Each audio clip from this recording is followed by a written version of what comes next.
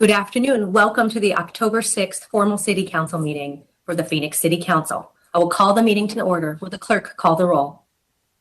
Councilwoman Ansari. Here. Councilman DeCiccio. Here. Councilwoman Guardado. Here. Councilwoman O'Brien. Here. Councilwoman Pastor. Here. Councilwoman Stark. Here. Councilman Waring. Here. Vice Mayor Garcia. Here. Mayor Gallego. Here. Thank you for joining us. We have interpretation services led by Mario Barajas. Mario, I will turn to you to explain. Thank you, Mayor. Hello, my name is Mario Barajas, and I'm going to be serving as Spanish interpreter for today's City Council formal meeting. I'll now take a moment to introduce myself to our Spanish-speaking audience and review some brief instructions. Hola, buenas tardes. Bienvenidos a la reunión formal del Ayuntamiento Consejo Municipal. Mi nombre es Mario Barajas y estaré sirviéndoles hoy como intérprete a los de habla hispana. Deseo pedirles de antemano, si es que van a dar un comentario público, favor de seguir estas siguientes 4 pautas. Primero, hable despacio. Segundo, hable con claridad. Tercero, evite tener distracciones de fondo. Y finalmente, pause después de cada 1 o 2 oraciones para que les pueda interpretar lo que esté diciendo de la manera más completa posible. Muchas gracias. Thank you, Mayor. Thank you so much. I will turn to our city clerk to read the 24-hour paragraph. The titles of the following ordinance and resolution numbers on the agenda were available to the public at least 24 hours prior to this council meeting and therefore may be read by title or agenda item only. Ordinances number G6899 through 6905, S47965 through 47966, and 47968 through 48014, and resolutions 21959 through 21967. Thank you. I will turn to our city attorney to explain how public can comment and participate. Thank you, Mayor. Members of the public may speak for up to 2 minutes to comment on agenda items to be discussed. Comments must be related to the agenda item and the action being considered by the council. General comments that go beyond the scope of the agenda item must be made in the citizen comment session at the end of the agenda. The City Code requires that speakers must present their comments in a respectful and courteous manner. Profane language, threats, and personal attacks on members of the public, council members, or staff are not allowed. A person who violates these rules will lose their opportunity to continue to speak. Thank you. Agenda item 1 is boards and commissions. Councilwoman Guardado, do we have a motion? Yes, Mayor. Motion to approve Mayor and City Council boards and commissions nominations. Second. All those in favor, please say aye. Aye. Aye. Any opposed, please say nay. Passes unanimously. We next move to liquor licenses. The city advises the state of Arizona on liquor licenses. Councilwoman Guardado, do you have a motion? Motion to approve items 2 through 34. I will second and say happy birthday to Jim Waring. Thank you Not my so much. birthday. Any comments on the liquor licenses? All those in favor, please say aye. Aye. Aye. Aye. Any opposed, please say nay. Passes unanimously. City Clerk, are we ready for ordinances, resolutions, new business, planning, and zoning? Yes, Mayor. Councilwoman Guardado, do we have a motion? Yes, Mayor. Motion to approve items 35 through 127, except the following items 40 through 42, 47, 48, 64, 65, 66, 120 through 124, and 127. Item 75 is requested to be continued to October 27, 2021. Item 124 4 is as revised and excluding these items for public comment. 86, 115, 125. After omnibus motion. I think we're good. Okay. Perfect. Thank you so much for that motion. Do we have a second? Second. Any corrections or comments? Roll call. I'm sorry. Mayor, can I make one correction? Please, Councilman Waring. It's not my birthday, but thank you for the thought.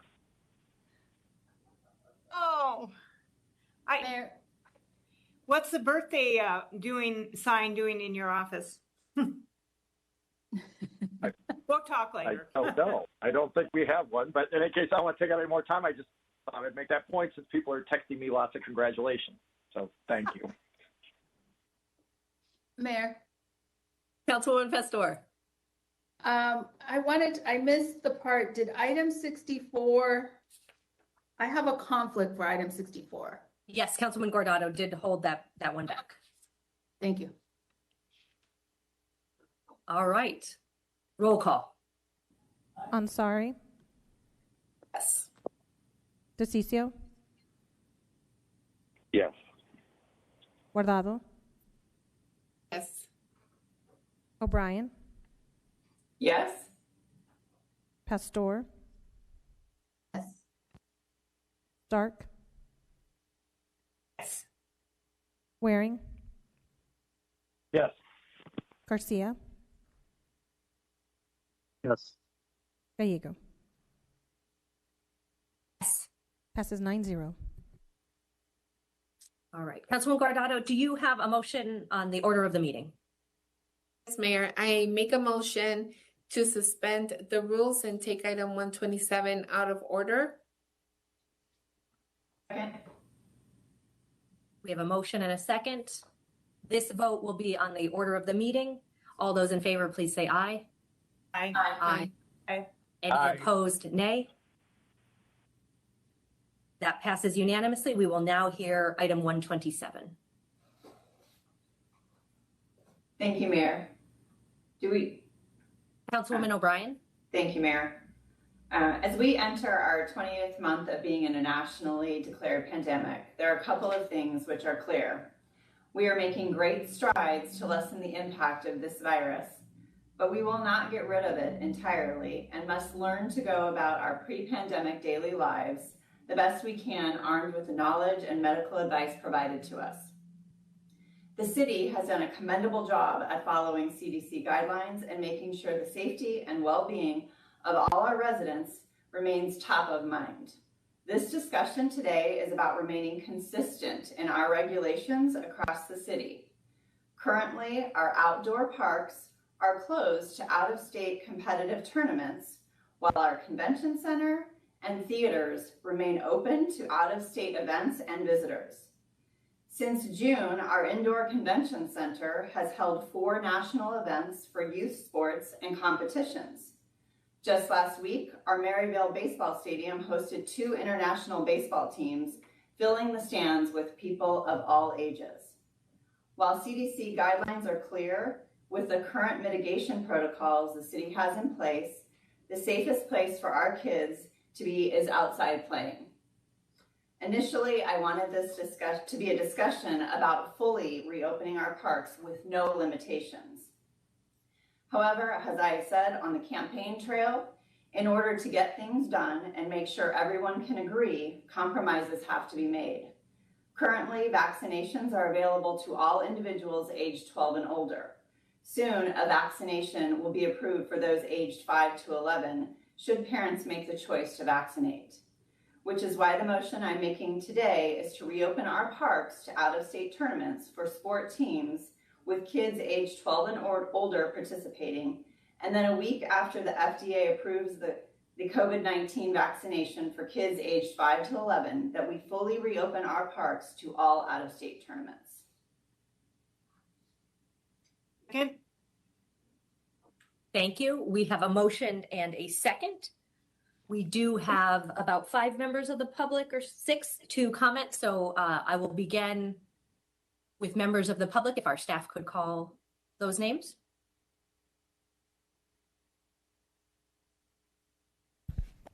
Our first speaker is Deborah Hunter. Deborah, are you on the line? Yes, I'm here. You may proceed. Thank you. Good afternoon. My name is Dr. Deborah Hunter. I'm a local pediatrician, a mother to 6 children. I've been board certified pediatrician for 16 years and have devoted my career to managing the physical, behavioral, and mental care of children. I want to speak in support of this item 127 to open the parks to sports. Symptoms of anxiety and depression have increased in children and teens during this pandemic, with misbehavior, disruptions in appetite and sleep, worsening school performance, and increased risk of suicide.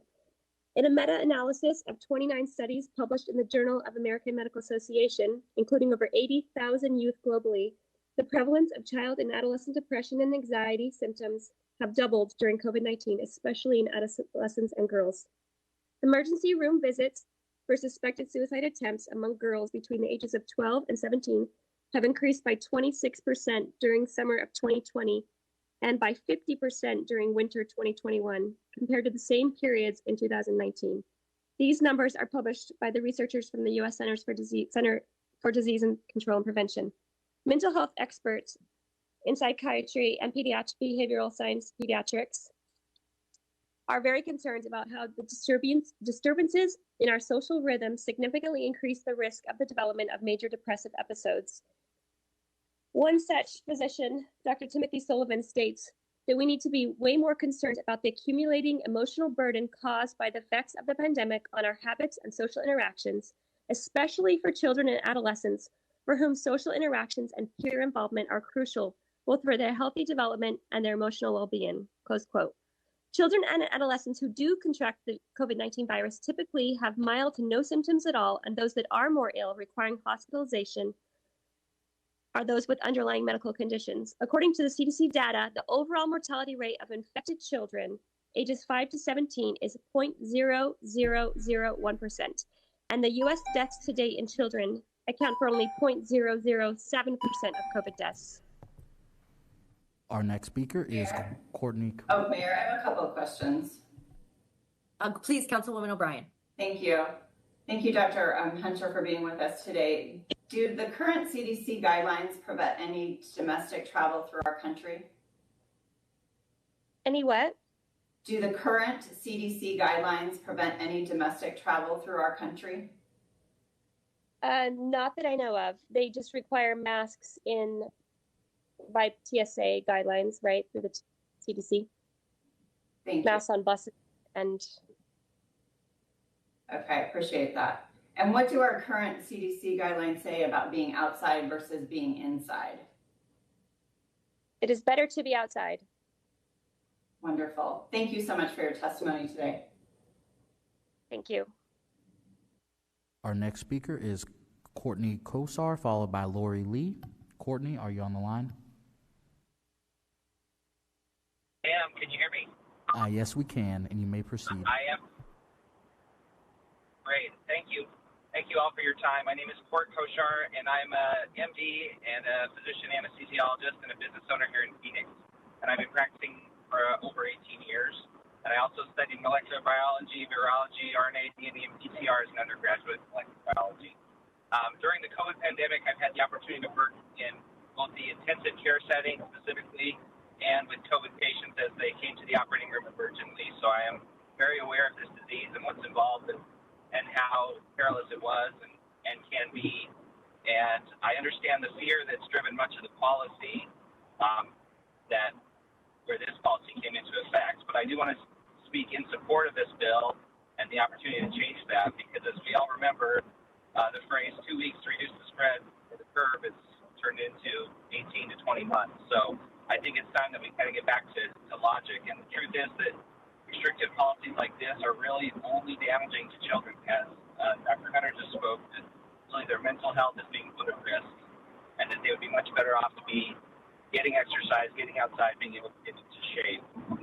The data and the science specifically, as she also mentioned, does speak to the opportunity to open us up and to get people back to normal. Specifically, I'd like to speak about an article in Journal of Infectious Disease that looks at transmission rates outdoors. And there were several different It's a meta-analysis, so it looked at several studies. And one was from Juan et al., and it found that outdoor transmission rates were less than 1%, or 2 out of 7,234 cases that they linked to an outdoor transmission. Leclerc et al., another study, found also a transmission rate of less than 1%, with 95 out of 10,926 cases linked to outdoor transmission. The highest rate I could find in this article was actually 5%, and that was 5 out of 103 that was linked to an construction site. And that was found to be a relatively poor study with low numbers, so it's likely inaccurate. Our next speaker is Lori Lee, followed by Ron Lindblad. Lori, are you on the line? Lori is not on the line. Our next speaker is Ron Lindblad, followed by Katie McPherson. Ron, are you on the line? Can you hear me? Yes, we can, but the volume's a little low. Sorry about that. Is this better? That is. My name's Ron Lindblad. I'm the general manager of the Doubletree Phoenix North on the I-17 corridor.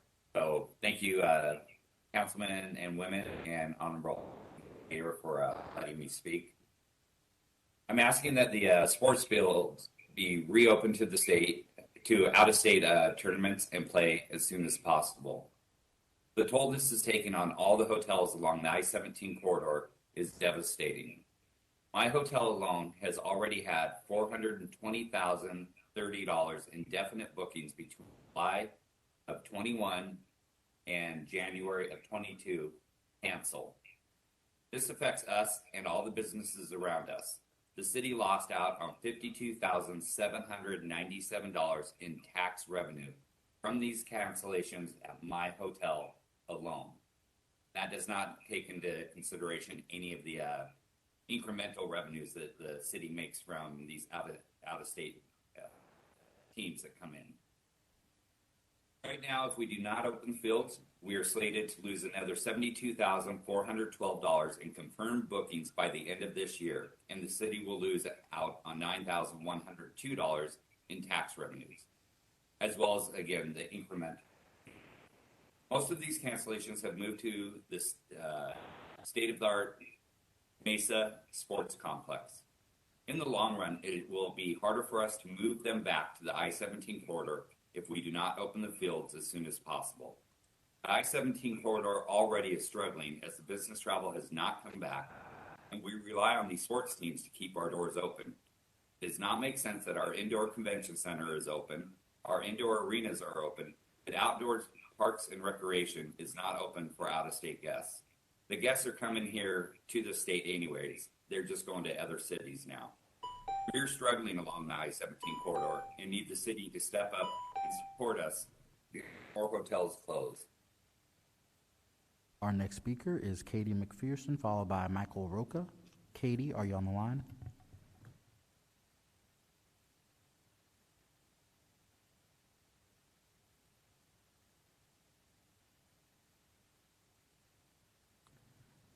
Katie, are you on the line?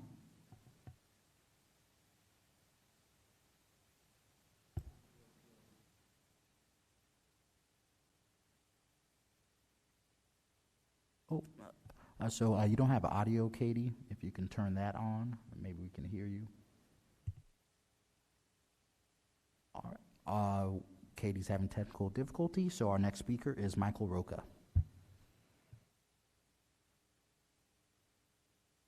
Good day, Mayor, City Council.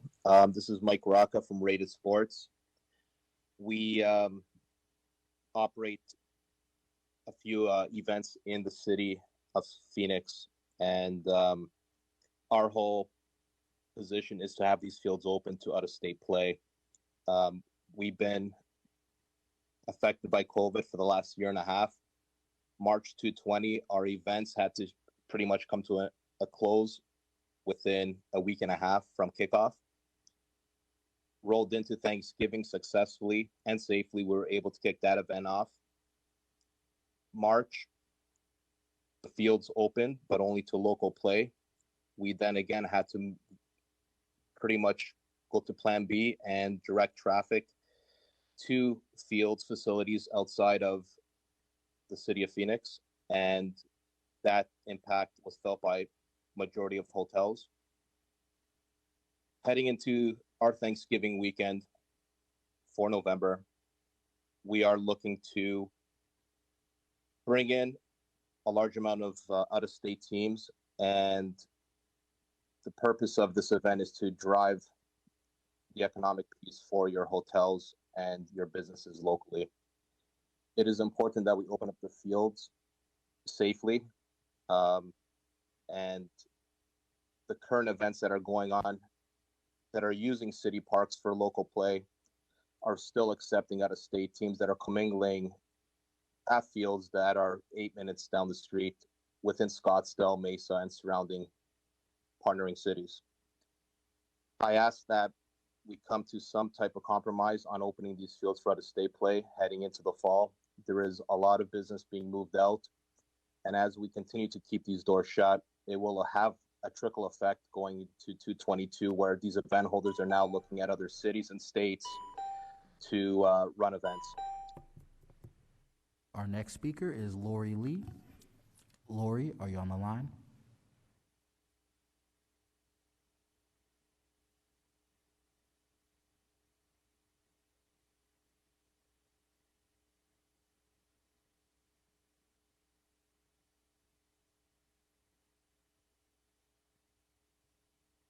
Lori, are you there?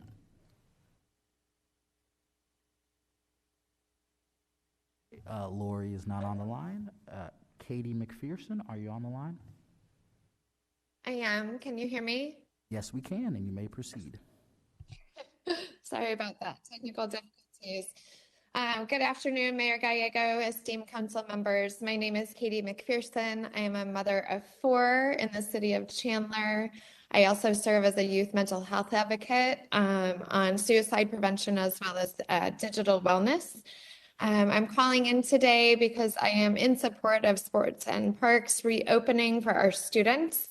As an advocate, especially in the East Valley, we have experienced a contagion of youth suicide. In the last 97 days, we have lost 3 students, one of them to a fentanyl overdose.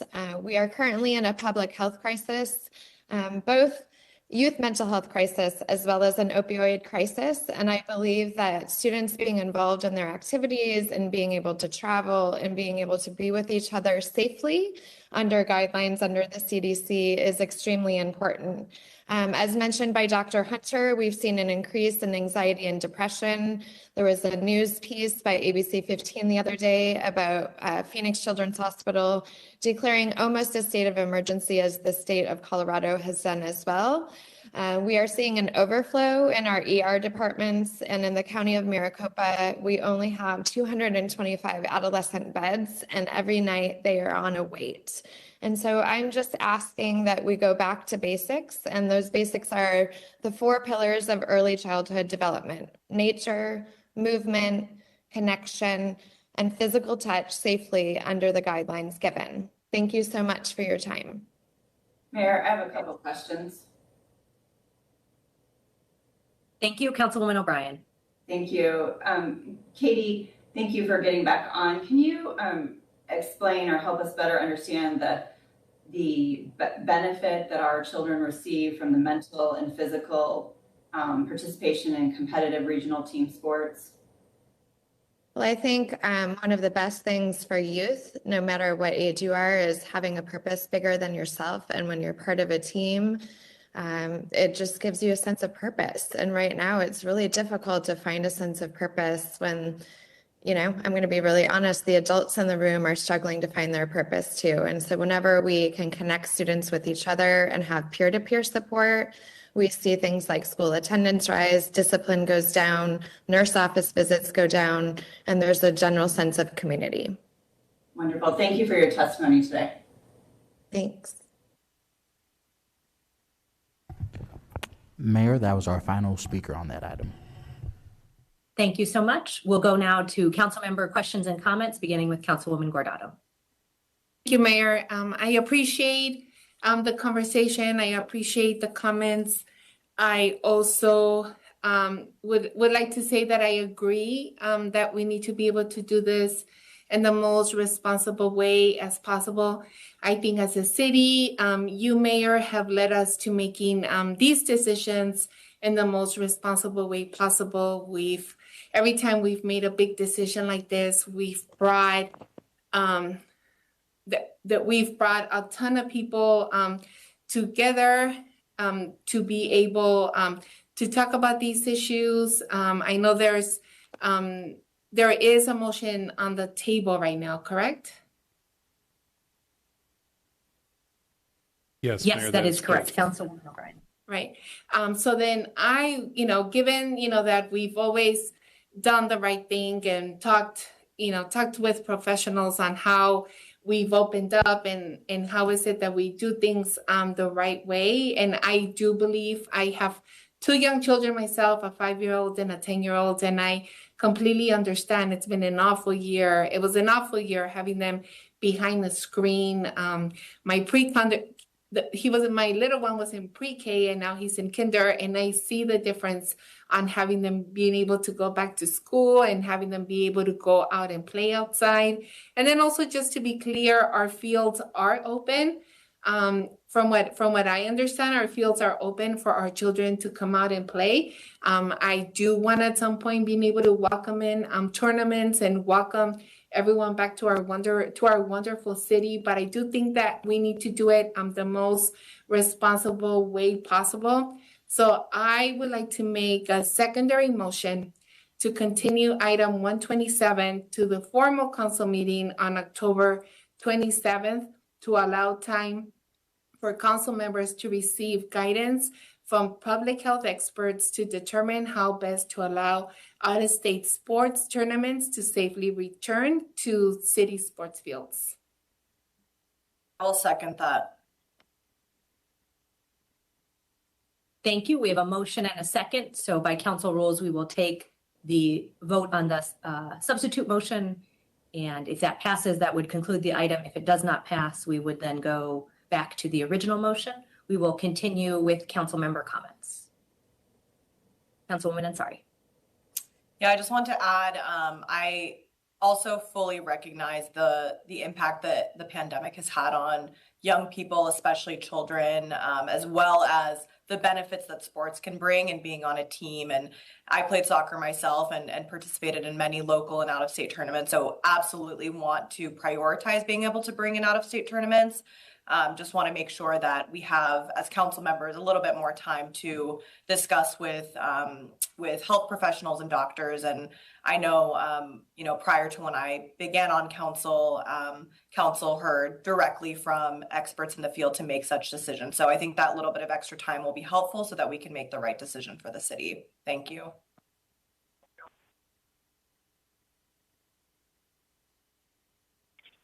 Mayor, may I say something? Yes, we'll go to Councilman Waring and then Councilwoman Pastor.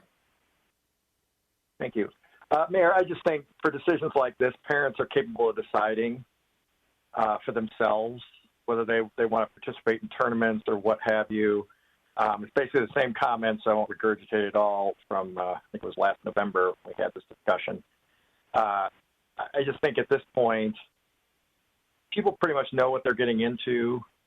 I don't think this is endangering the health of Arizonans, and we should be opening up our parks pretty much completely. So I'll just sum it up with that, and I appreciate the time. Thank you. Thank you. Councilwoman Pastor. Yes, I have a question for Inger or Cynthia. My question to the both of you is, our parks are open. Are our parks open, pretty much open? Yes, Councilwoman Pastor, Mayor, members of the City Council, our parks have remained open throughout the pandemic. This is just a remaining restriction that remains on out-of-state play in our facilities. Okay, so we're completely open except for the out-of-state play. Yes, that is correct. Okay, and like everybody else, we all went through this process, this pandemic, and we're part of it. My kids played sports. All of a sudden, it came to a big halt. For my son's mental health, that was a crucial part of his life, and totally understand the peer-to-peer support, a sense of community, a sense of belonging. And I believe that as a council, we created great policies by working with our public health experts who we have on, who we've hired. And we have always had the advice and gone to the advice to those doctors and experts that have guided our policy. I don't believe this is fear policy or restrictive policy. I believe that we have made sound decisions in this process. And so I want to go back to that the experts that we have spoken to ever since we've made policy. So I support the continuation. Mayor? Councilman DeCiccio. Thank you, Mayor. I am not going to be supporting the continuation with all deference to Councilwoman Guardado, who I'm very fond of and think she does a great job. I just don't agree with her on this one here. If we can allow sports teams to come in and sports professional teams to be doing all these things that we want kids not to be able to do, then we should be able to allow teams from out of state come in for the kids too. Our teams have to compete with these teams, other teams from out of state, in order to be able to get challenges, the types of challenges that they need in order to be successful in life. When we were the last to open last time, the last, and this is the one leg that's left over. So for us to wait any longer on something that turned out to be a big nothing just doesn't make sense. It makes absolutely no sense at all for us to hold off these kids. Like Jim had said earlier, these parents know better. They know what they need to do for their kids.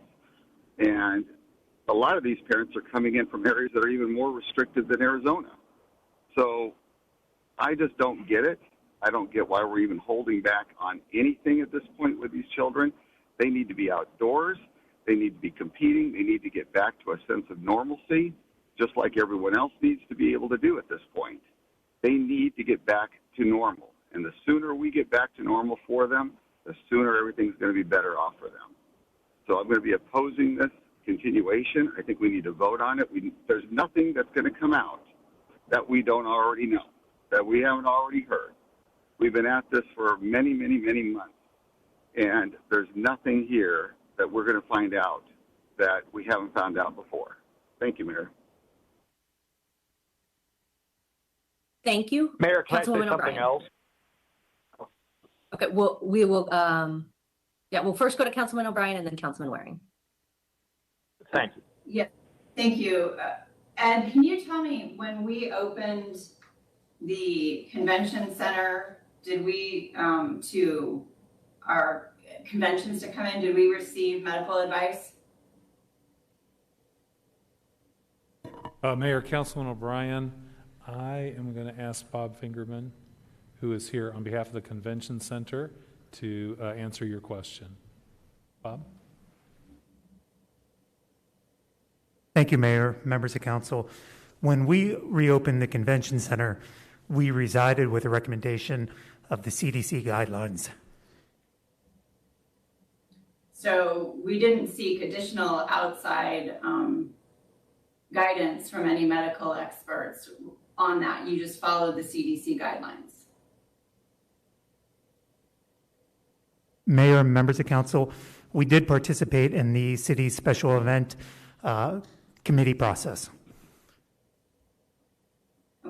This special event committee process, so that would have included allowing, when we had our volleyball festival that was indoors, that was youth sports. Mayor, members of council, that is correct.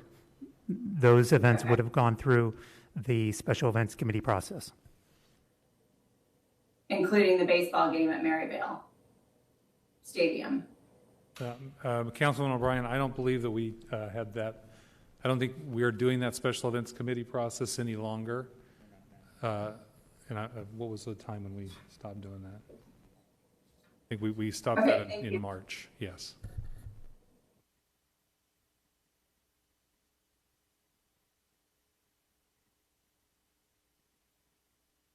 Do you have any additional questions, Councilwoman O'Brien? No, ma'am. All right, we'll go to Councilman Waring and then Councilwoman Pastor, and then Councilwoman Stark. Thank you, Mayor. Just two things. The first, we all lost a year, at least a part of the year last year, but as an adult, that means one thing. But if you're a kid and you lost your senior year of football or some other activities, you're not getting that back. It's gone forever. It's not replaceable. You can't go back and do that when you're 40. It doesn't work that way. And that's terrible. And I just think every day we delay on this, these tournaments are meaningful for kids. They're also meaningful for the parents. You're never getting this time back. It's a one-shot deal. And maybe there'll be other tournaments if you're lucky, but it pains me to be preventing the kids particularly, but the parents to have this time with them, to coach them, to spend time with their kids before they get older and they don't want to spend time with their parents for a while. I just think that's something that's getting a little lost in this. And there's risk in everything that you do in life. And I just think if parents decide this is something that's worth a risk, or this is something, and we're letting the kids from Arizona do it. Sal mentioned the professional sports teams, the college teams, they're traveling all around the country.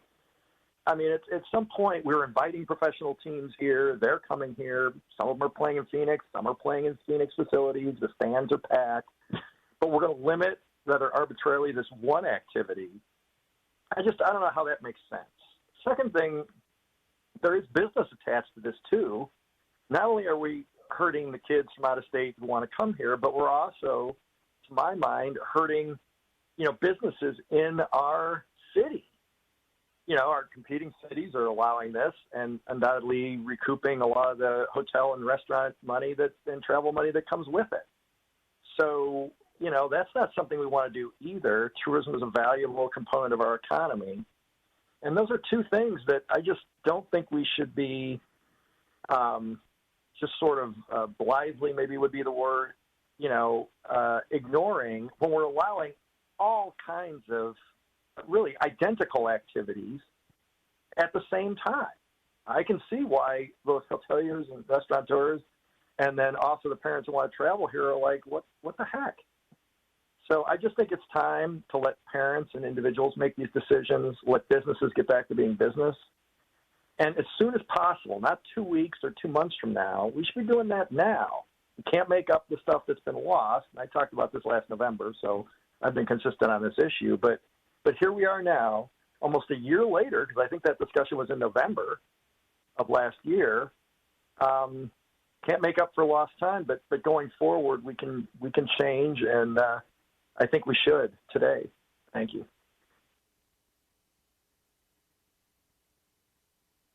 Thank you. We'll go to Councilwoman Pastor and then Councilwoman Stark. I think this question goes to Ed. Ed, the facilities that we lease out, they're not part of our city process or policies or rules. Could you clarify that for me? Because that's my understanding.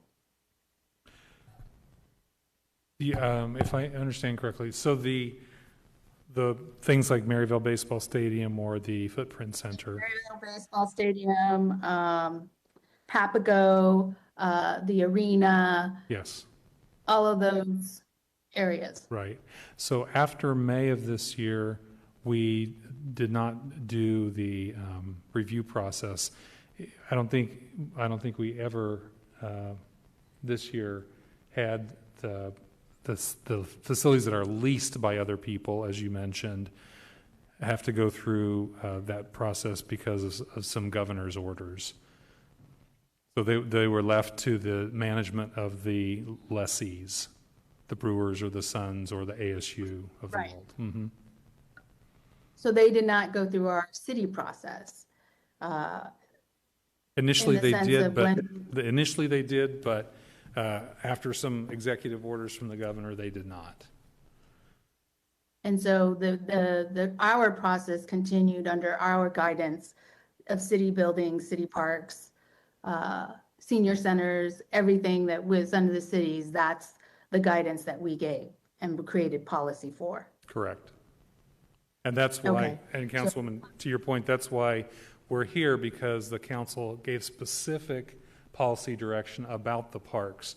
So the only way for that to change is through specific council policy direction in another direction. Okay, I just, I think there needs to be clarity placed on how our different processes came about and who were under, what facilities were under them and what facilities weren't. And how other sports facilities and games are happening. So that's why I'm asking the questions. Now, what we're really talking about is out-of-state teams and out-of-state teams wanting to participate in tournaments. And the other piece is tournament, or those that host tournaments also being able to bring out-of-state teams, not only for competition, but also to generate money for their tournaments. And then the natural impact then happens around where the tournament is. And then if people want to stay in Phoenix, then there's an impact on the hotels and the businesses around them. So that's what we're really talking about at this moment.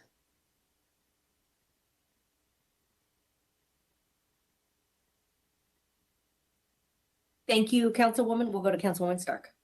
Thank you. This is probably a question for Cynthia or Inger. How long would it take you to research what other communities have done with regards to out-of-state tournaments?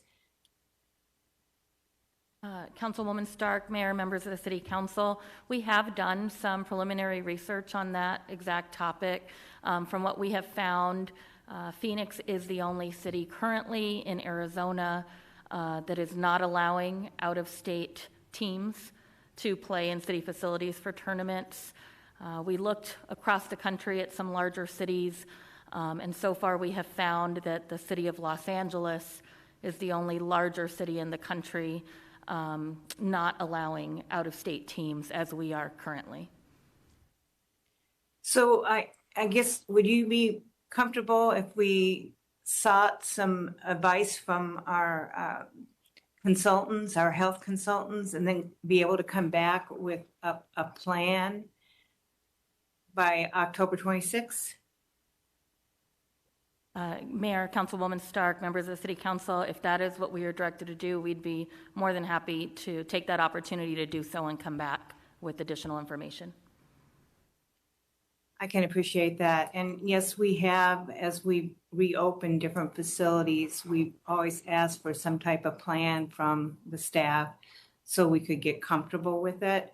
And it sounds to me like you have indeed been doing some initial research. So October 26th seems reasonable. Thank you, Mayor. Thank you, Councilwoman Stark.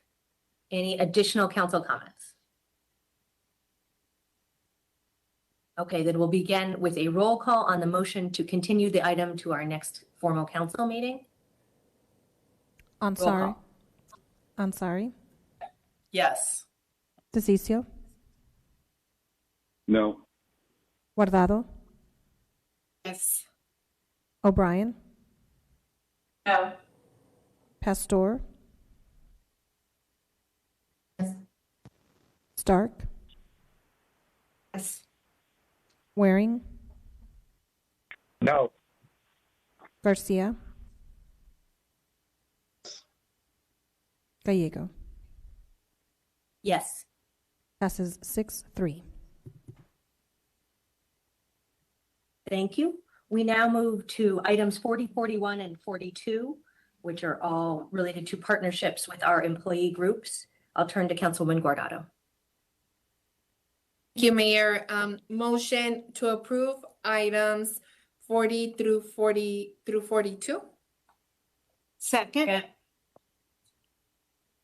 Thank you. We'll go to comments, beginning with Councilwoman Guardado. Thank you, Mayor. I am very proud to support these items today. As a council, we are allocating funds to support our city employees through apprenticeship programs and opportunities for continued education. These allocations are one of the many ways we are ensuring that our city has a well-trained professional workforce. Apprenticeship programs and efforts to train and educate our workforce are important components in building a Phoenix that can meet the economic demands of today and tomorrow. I want to thank our labor organizations, La Una Local 777, ASME Local 2384, and ASME Local 2960 for their work in ensuring the success of our city. Thank you, Mayor. Thank you, Councilwoman. Councilman DeCiccio. No, Mayor, I'm just going to be voting no on it. Thank you, Mayor. Thank you. Any additional council member comments? And this will be a roll call on all three items. Roll call on items 40, 41, and 42. Ansari, Yes. DeCiccio, No. Guardado, Yes. O'Brien, No.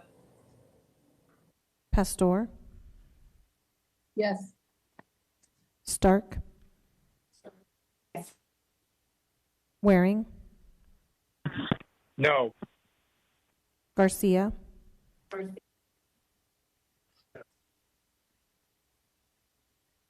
I apologize, Garcia, Yes. Gallego. Yes. Passes 6-3. We next move to item 47, which is a proposed 27th Avenue and Baseline Road annexation. I will open the public hearing. We do not have any members of the public to comment today, so I will close the public hearing. No action will be taken on this item today. We move to item 48, which is related to hawk signals. Councilwoman Guardado. Thank you, Mayor. I would like to make a motion to approve item 48. Second. We have a motion and a second. Councilwoman Guardado, comments. Thank you, Mayor. Yes, again, very excited for District 5 to receive another hawk light to ensure the safety of our residents. As a city, we need to continue our efforts to ensure our streets are safe for drivers, pedestrians, cyclists, and all residents. I want to thank the Street Transportation and Finance Departments for bringing this item forward. Thank you, Mayor. Thank you. And this goes well with some of the work that Councilwoman Stark's subcommittee is doing on traffic safety that we are, as well as some great launches that we have had from previous council votes. Any additional comments? Roll call. Okay, yes, go ahead, Councilman.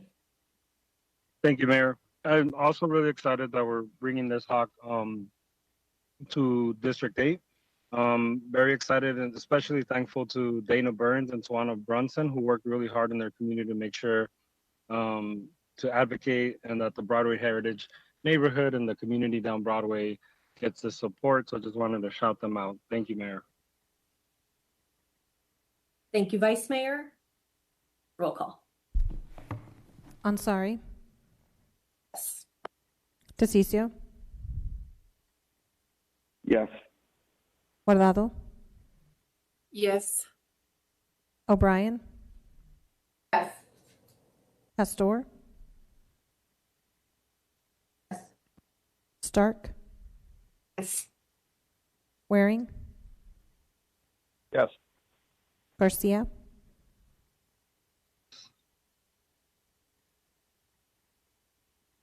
I apologize, Garcia.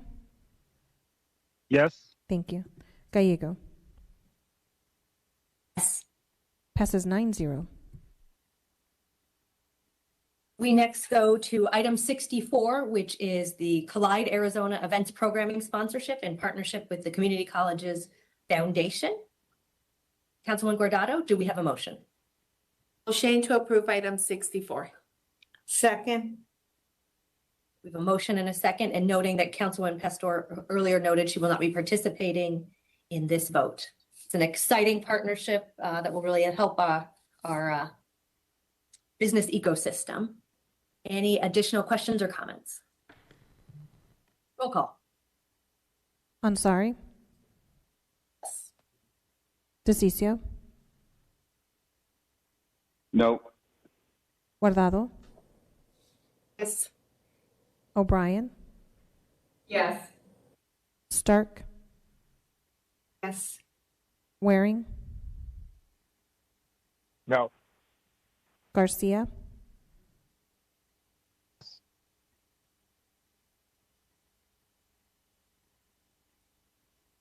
Yes. thank you. Gallego, Yes. passes 6-2. We next move to a sister city agreement with Suwon, South Korea. I'll turn to Councilwoman Ansari. Thank you, Mayor. I just wanted to express my excitement for adding Suwon, South Korea as our newest sister city. I know this is the first one in over 16 years. I'm especially thrilled to hear about the city's staunch commitment to sustainability and their work to make Suwon a global green city. I specifically wanted to call attention, looking at the transportation electrification efforts that we've been working on at the city. I was inspired by Suwon's ambitious goal of securing 1,000 electric buses by 2022.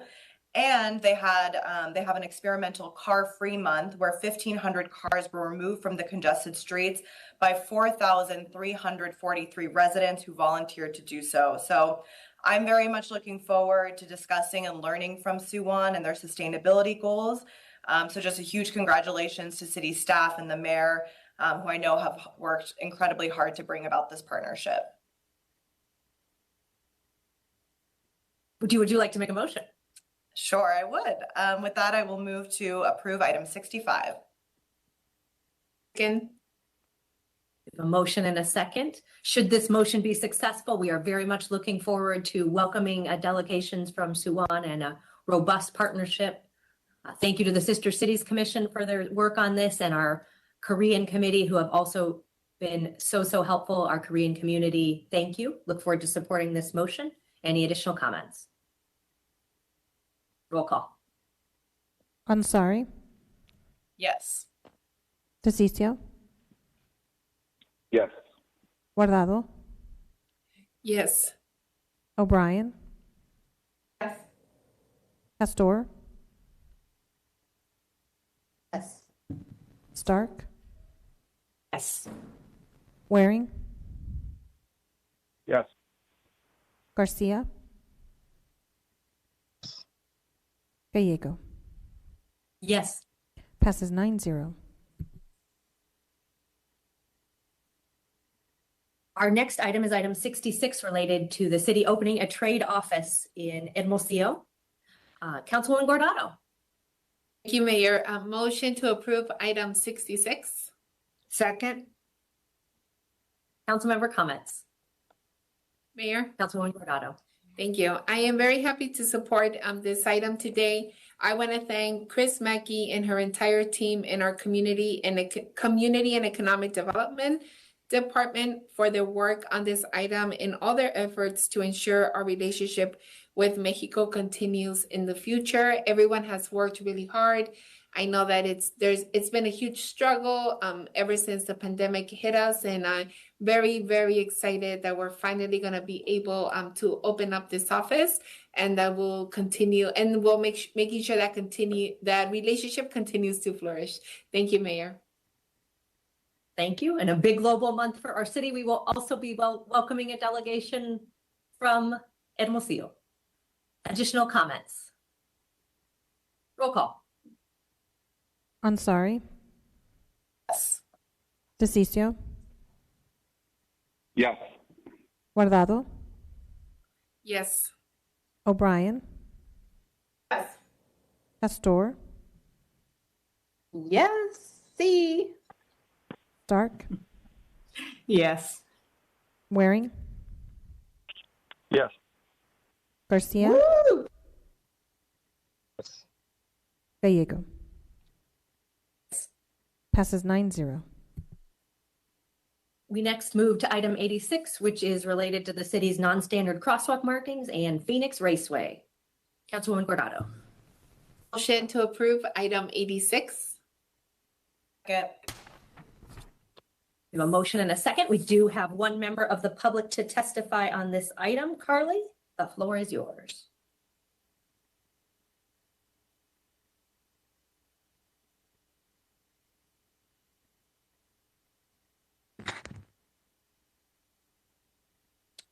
Can you guys? We Yes, can. we can. Yes, we can. Record name is here, please. Honestly, I just signed in. You're breaking Wonderful. up. Thank you so much. Any council questions or comments? Roll call. Ansari, Yes. DeCiccio, Yes. Guardado, Yes. O'Brien, Yes. Pastor, Yes. Stark, Yes. Waring, Yes. Garcia,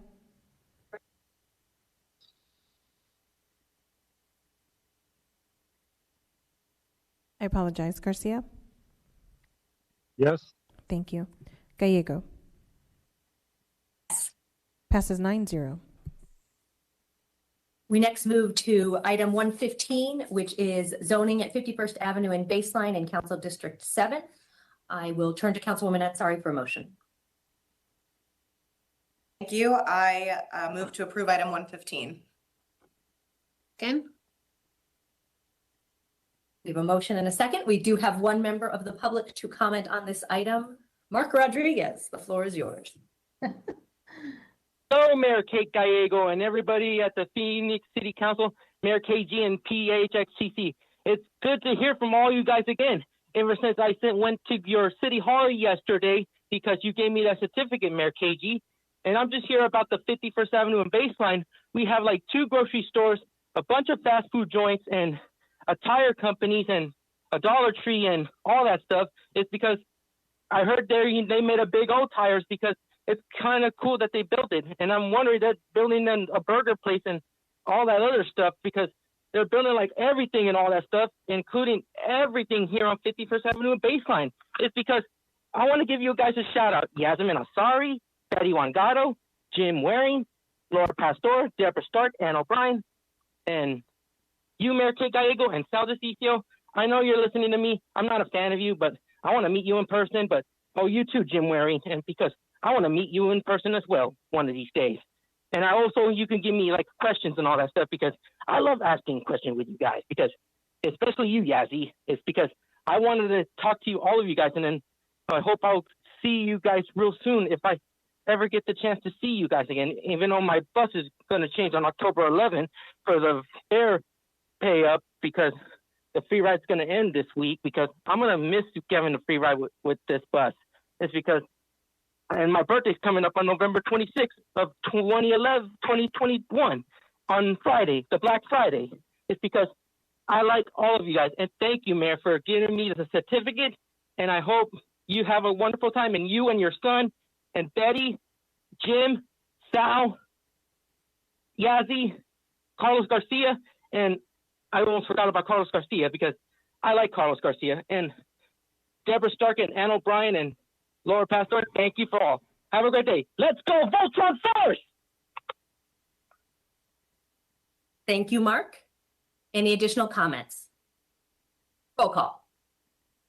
Ansari, Yes. DeCiccio, Yes. Guardado, Yes. O'Brien, Pastor,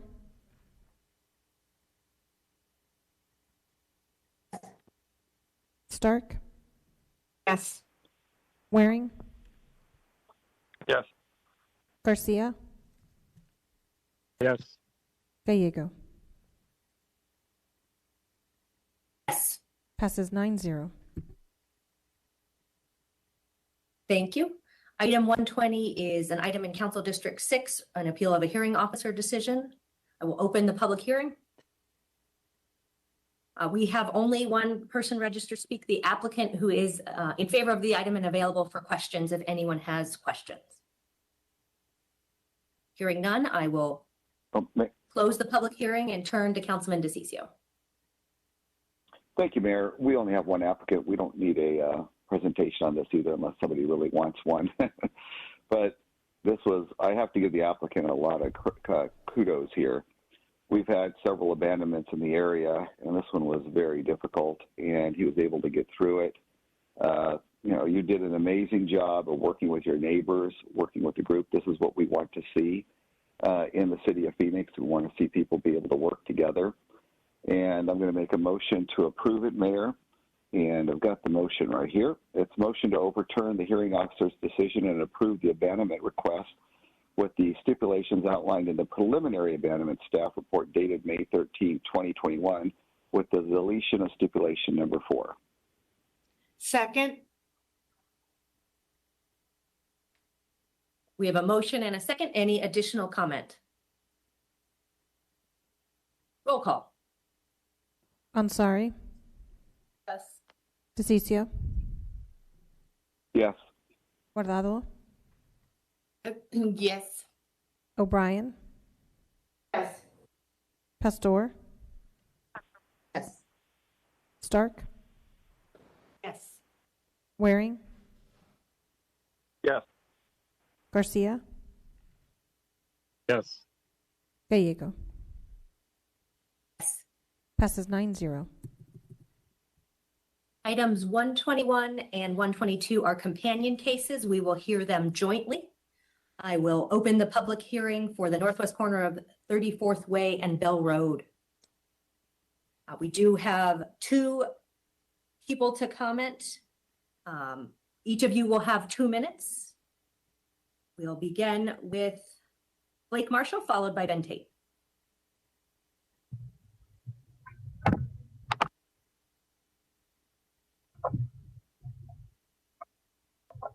Can you hear me? Yes, we can. Okay. Yeah, this is Blake Marshall. My only concern with this case is the availability of affordable housing.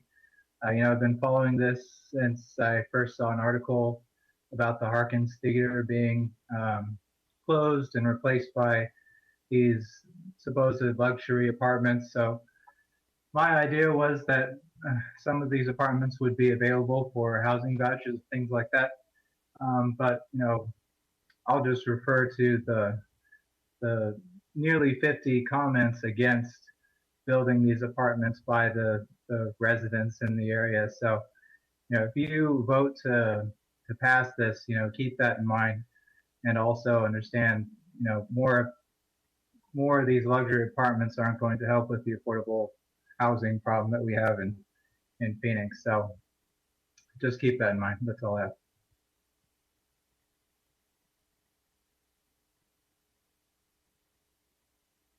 Mr. Tate. Good afternoon, Madam Mayor, members of council. Benjamin Tate with Withy Morris, 2525 East Arizona Biltmore Circle. On behalf of the applicant, the Wolf Companies, we're delighted to bring this case to you today with a staff recommendation of approval and unanimous recommendations of approval, both from the Paradise Valley Village and the Phoenix Planning Commission. This case has been successful to this point as a result of an enormous amount of outreach we did with the surrounding community. And almost without exception, many of the negative comments that Mr. Marshall was referring to had to do with concerns about the quality of the project not being high enough and concerns about lowering property values. And this is as he had mentioned, this is a luxury multifamily development, extraordinarily high quality. The Wolf Company generally commands near, if not the highest per square foot rents in every market that it operates in.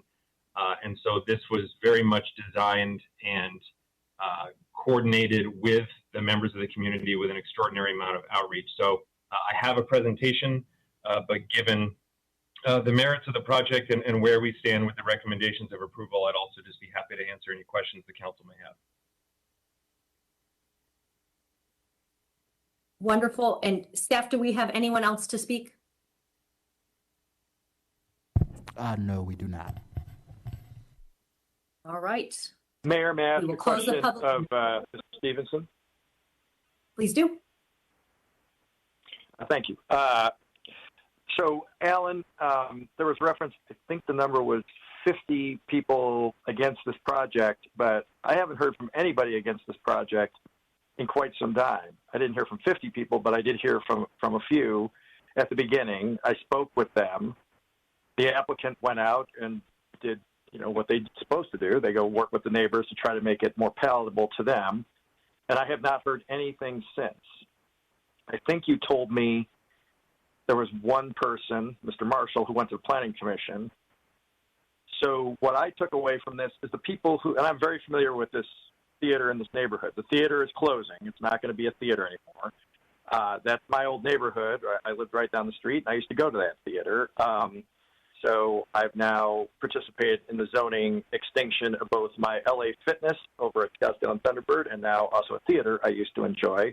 But in both cases, the proprietors pulled out.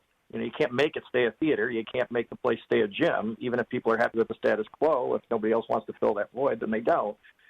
So this applicant came in, made their presentation, worked with the neighbors. The houses are right there. At least some of the houses in that neighborhood are right next to it. Very familiar with this neighborhood.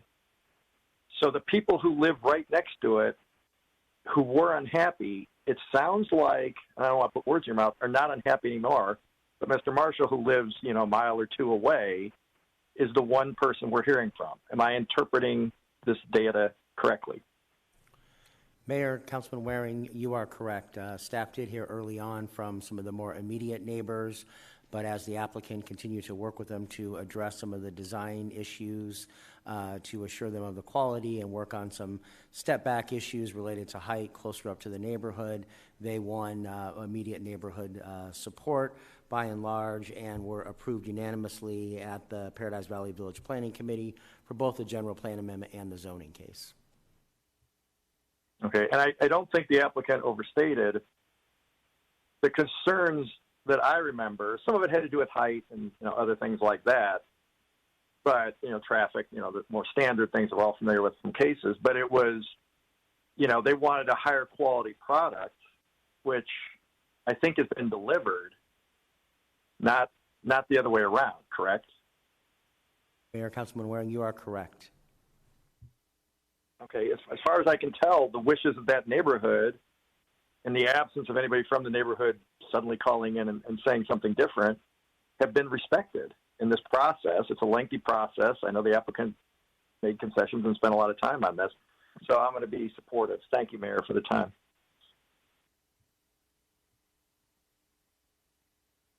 Thank you so much. Thank you for your work. We're doing some very innovative things on vacant commercial properties, which will be coming to the full council soon. All right, I will close the public hearing and then I will turn back to you for a motion. Thank you, Mayor. Just let me put on my glasses here. I don't know why I'm being vain when I'm sitting by myself. I move approval per the Planning Commission recommendation and adoption of the related resolution. Second. Thank you. So we have a motion and a second on item 121, which we will vote on separately from 122. Any comments on 121 or 122? Roll call on 121. Ansari. Yes. DeCiccio.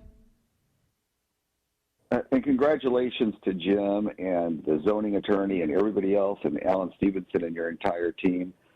I know how difficult this case was from the very beginning. Like Jim said, there were so many people in opposition. And then to come today on something like this, it just gives a lot of credence to how good we have a great staff and the amount of work that was put into this thing. Congratulations for getting it through. And to the applicant, congratulations. Thank you. Yes, Mayor. Guardado. Yes. O'Brien. Yes. Pastor. Stark. This was my hearkens to Councilman Waring, but I am voting yes. Waring. Yes. Garcia. Yes. Gallego. Yes. Passes 9-0. We next move to item 123, which is the southwest corner of 63rd Avenue and South Mountain Avenue. I will open a public hearing. Mayor. Yeah, Mayor. I apologize. We do need a vote and a motion for item 122. Yeah. Okay. Thank you so much. Councilman Waring. I was wondering, Mayor, I'm like, maybe I missed something. Thank you. Approval for the Planning Commission recommendation and adoption of the related ordinance. Second. Roll call. Ansari, Yes. DeCiccio, Yes. Guardado, Yes. O'Brien, Yes. Pastor, Stark, Yes. Waring, Yes. Garcia, Yes. Gallego. Yes. Passes 9-0. And I'm very excited to get to 123 in the southwest corner of 63rd Avenue and South Mountain Avenue alignment. We will open the public hearing. We do not have any members of the public wishing to comment, so I will close the public hearing. And I'm sorry, we do have the applicant here for questions if anyone has any questions. Seeing none, we will close the public hearing and turn to Councilwoman Ansari. Thank you, Mayor. I move to approve item 123. Again, The related Yeah, resolution, correct? that's correct, Councilwoman Stark. So Councilwoman Ansari, just confirming your motion is to approve based on the Planning Commission's approval and adopt the related resolution?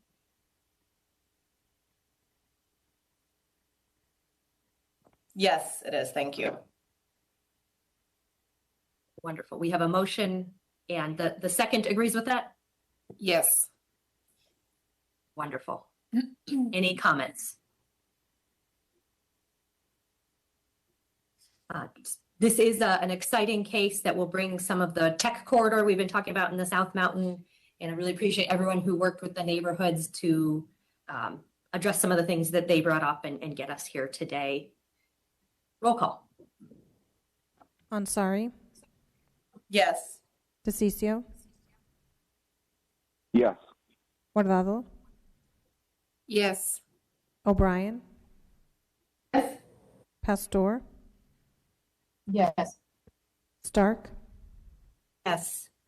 Waring, Yes. Garcia, Yes. Gallego. Passes 9-0. 124 related item. We'll open the public hearing on 124.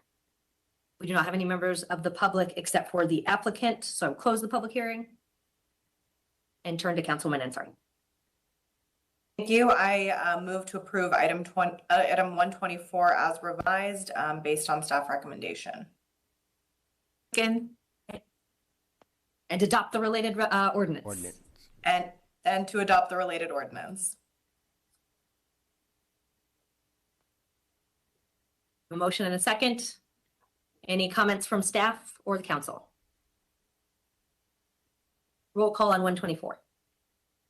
Ansari, Yes. DeCiccio, Yes. Guardado, yes. O'Brien, Yes. Pastor, Yes. Stark, Yes. Waring, Yes. Garcia, Yes. Gallego. Yes. Passes 9-0. We next move to item 125, which is consideration of prevailing wage ordinance. We do have many members of the public here to address the council, so we'll begin with public comment. Our first speaker is Our Laura. staff. Our first speaker is Laura Ailman, followed by Bastian Andrew. Laura, are you on the line?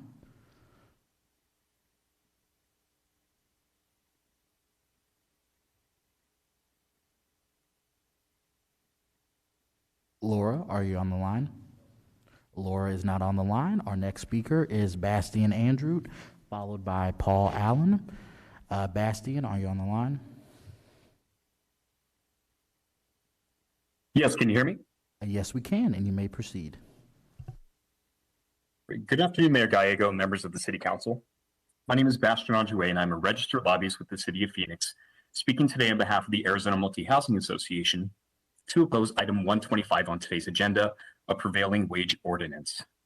The AMA opposes the prevailing wage ordinance for the same reasons expressed in our June 23rd, 2020, June 30th, 2020, and June 21st, 2021 correspondence to the City.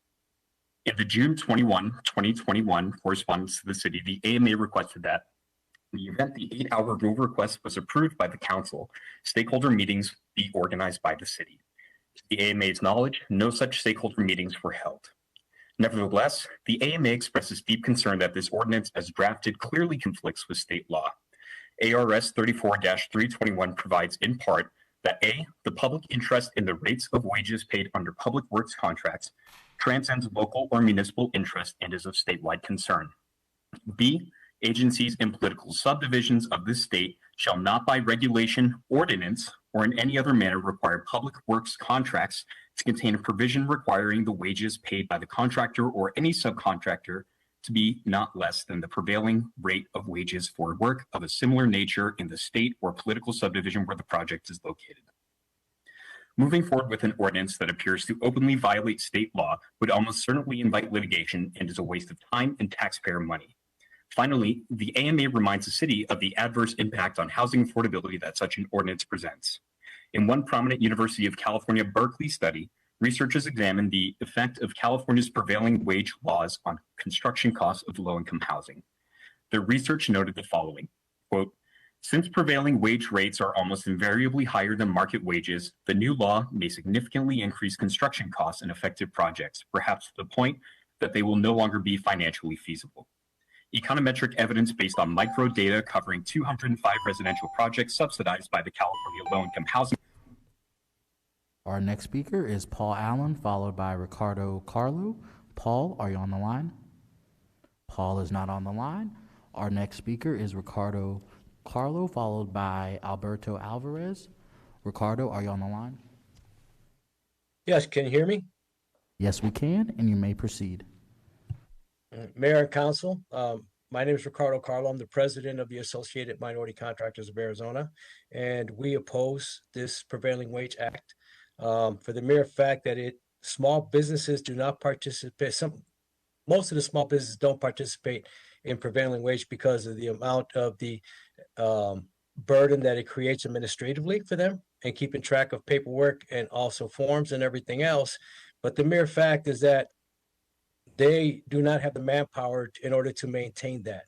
And going through the resolution for the city for Chapter 43, Article 54, Prevailing Wage Ordinance, I was reading through it, and then paragraph number 2 under 43-53, it stipulates every employer of a covered employee shall support the employee benefit of apprenticeship participation as follows: contribute an amount of an apprenticeship program approved by the U.S. Department of Labor equivalent to the provided in the collective bargaining agreement of the labor organization that collectively bargained for rate prevailed should be prevailing wage for a particular class of work as determined by the U.S. Department of Labor or equivalent to be a collectively bargained wage.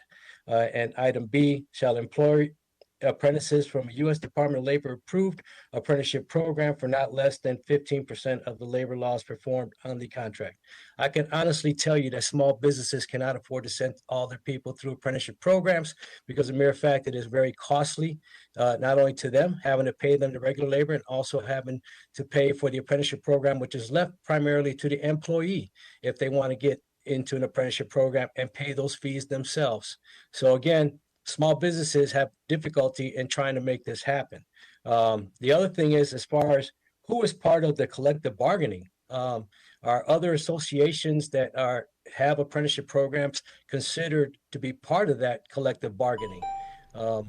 In my opinion, it violates state law and it takes away our right to work state opportunities. Our next speaker is Alberto Alvarez, followed by Alyssa Lyons. Alberto, are you on the line? Alberto is not on the line. Our next speaker is Alyssa Lyons, followed by Clayton Azito. Alyssa, are you on the line? This is Elisa. Can you hear me? Oh, yes, we can, and you may proceed. Thank you very much. Am I echoing on your side? No, you are not. Very good. Thank you very much. My name is Elisa Lyons, and on behalf of Valley Partnership and its 350 company members and almost 2,000 partners advocating for responsible development, I'm speaking in opposition to this item. For many years, the City of Phoenix has been held as a model for stakeholder participation. When we work with other cities, we routinely suggest that they look to Phoenix for best practices for how to engage stakeholders and how to create policy and partnerships with those they regulate. Last year, the draft ordinance you have in front of you was brought to our attention through the grapevine, not through proactive outreach from the city. That policy language would have gone far beyond regulating city contracts, but would affect every single development project throughout the entire city. It was far-reaching and we believe illegal under state statute. We also believe that the best policy comes from a meaningful stakeholder process, but that didn't happen. This year, the council approved an 8-hour rule for staff to study options for a prevailing wage policy. We believe the results of that study would have been a formal finding that a draft policy, the same one that was circulated last year, is prohibited by state statute. We still hold the opinion that the draft you have in front of you today is illegal and prohibited. We'd like to see the previous 8-hour rule motion completed by city staff and released to the public. Agenda item 125 circumvents consideration of the results of that 8-hour rule study. We ask that you vote down this proposal completely, whether tonight or at the next formal meeting. Thank you. Our next speaker is Clayton Annunzito, followed by Jen Springerman. Clayton, are you on the line? Clayton is not on the line. Our next speaker is Jen Springerman, followed by Derek Avila. Jen, are you on the line? Yes, can you hear me okay? Yes, we can. Great, thank you. Good afternoon, Mayor and Council members. Jen Springerman with the Greater Phoenix Chamber in respectful opposition to the proposed prevailing wage ordinance. While no formal action can be taken today, it sets a dangerous precedent in the lack of process taken to get here. Since the council voted in favor of the 8-hour rule earlier this summer, the issue has not been fully vetted through stakeholders, and we have not had a chance to hear staff feedback. We believe that prevailing wage ordinances have a chilling effect and create undue burdens on businesses, especially smaller businesses, when trying to bid on these types of projects. These types of ordinances generally result in less businesses bidding on projects as a whole. We understand this proposal may be limited to construction projects, and you've heard some of the concerns from industry-specific leaders, but speaking from a broader business community perspective, this type of ordinance sends the wrong message that contradicts Phoenix is open for business and ready to support struggling job creators who are still reeling from the economic catastrophe of the COVID-19 pandemic. When we spoke against prevailing wage policies before the council last year, we expressed our strong concerns that it would have on increasing prices on projects such as affordable housing, taking us in the wrong direction to remedy this issue. Lastly, we have serious concerns about the legal conflict that this would create with state statute and do not want the city to go through another legal battle. Again, we're in respectful opposition and urge you to oppose sending this any further. Thank you for your time. Our next speaker is Derek Avila, followed by Joshua Umar. Derek, are you on the line? Derek is not on the line. Our next speaker is Joshua Umar, followed by Christopher Barker. Joshua, are you on the line? Yes, can you hear me? Yes, we can, and you may proceed. Thank you. My thanks to everybody for the opportunity to speak today. My name is Josh Umar. I'm the Executive Director of the American Subcontractors Association here in Arizona. We have more than 200 member companies. They run the gamut in size, complexity, union, non-union, every trade. Majority are located here in Phoenix, and many do work for the city. We oppose a prevailing wage ordinance as both unnecessary and overly burdensome.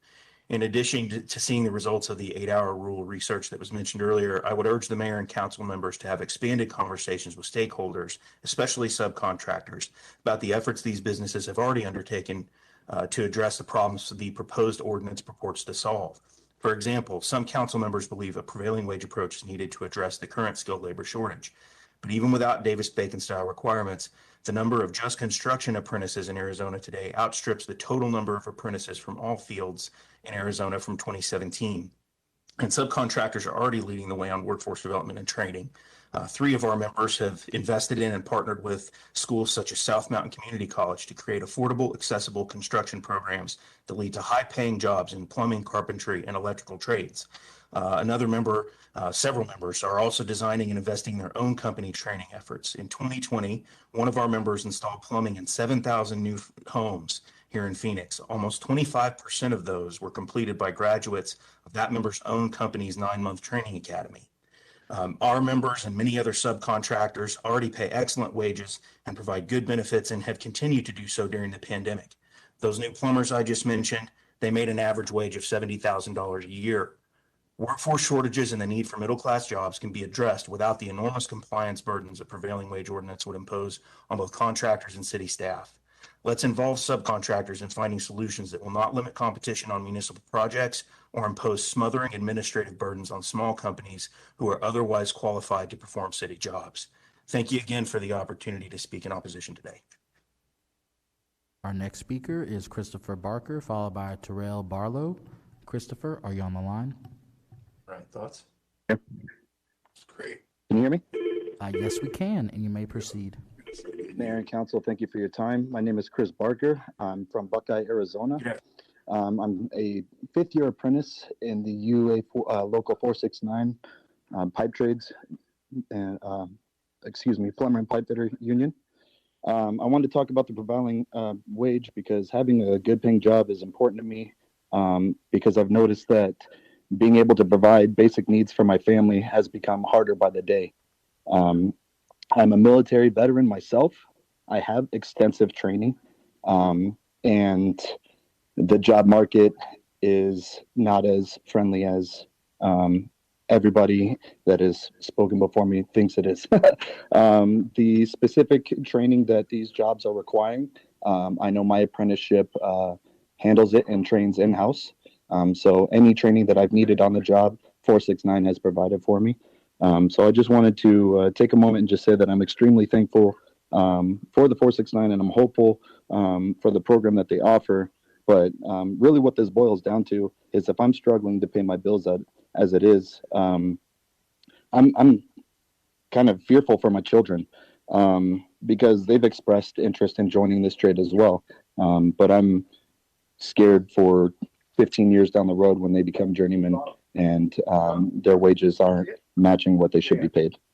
But so please, for the sake of myself and my family, please vote yes on the prevailing wage. Thank you. Our next speaker is Terrell Barlow, followed by Jonathan Berkmeyer. Terrell, are you on the line?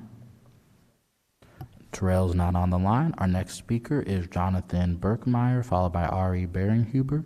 Jonathan, are you on the line? Jonathan is not on the line. Our next speaker is Ari Beringhuber, followed by Christopher Bedencourt. Ari, are you on the line? Yes, can you hear me? Yes, we can, and you may proceed. All righty. Well, yeah, my name's Ari Beringhuber. I am a member of Unite Here Local 11, and I work at Phoenix Sky Harbor Airport for HMS Host, and I'm calling in solidarity to support the prevailing wage. I believe that all workers deserve to make a living wage, regardless of whether or not they have the protections that union members do.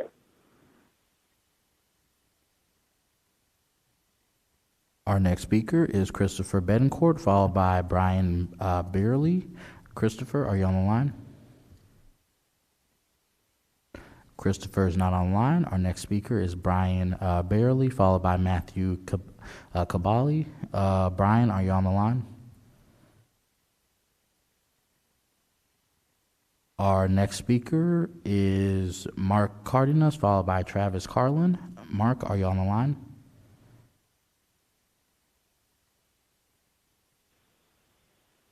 Hi, I'm on the line. You may proceed.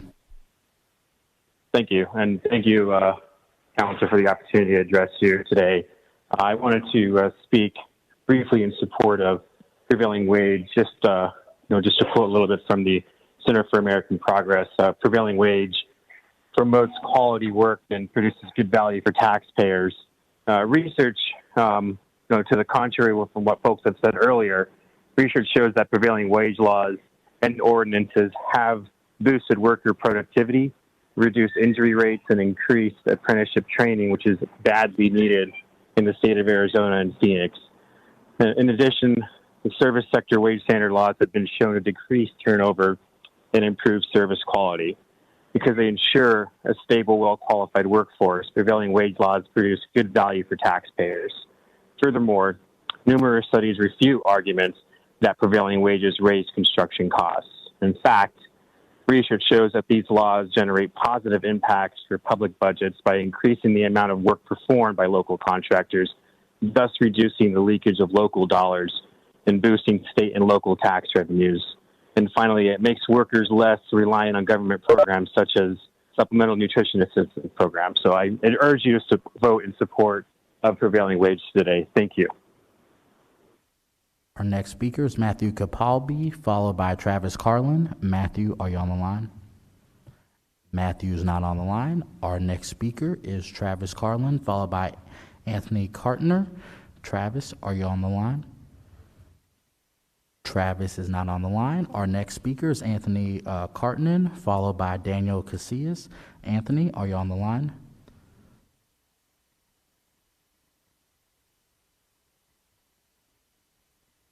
Theon, okay.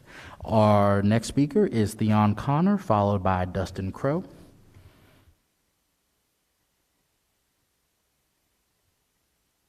Theon, are you on the line?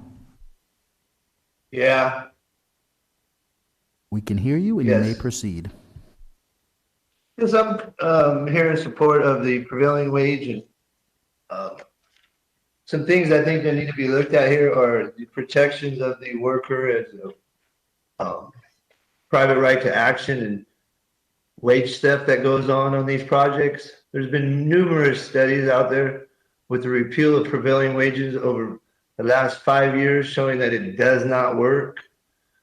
The inflation that's going on in this country is due to the lack of proper wages that are livable on top of supply. You got many other aspects here that need to be looked at in favor of this for the working individuals in Arizona, and not only in diversity, but with color and everything else. Is when you come out of an apprenticeship program, no matter who you are, you make the same amount of money. So there is a gap that needs to be closed there in the city of Phoenix. Not only the skill level needs to be brought up in the city of Phoenix, and by doing that, you can participate in apprenticeship programs and being in prevailing wage as adopting Davis-Bacon in highway and in building.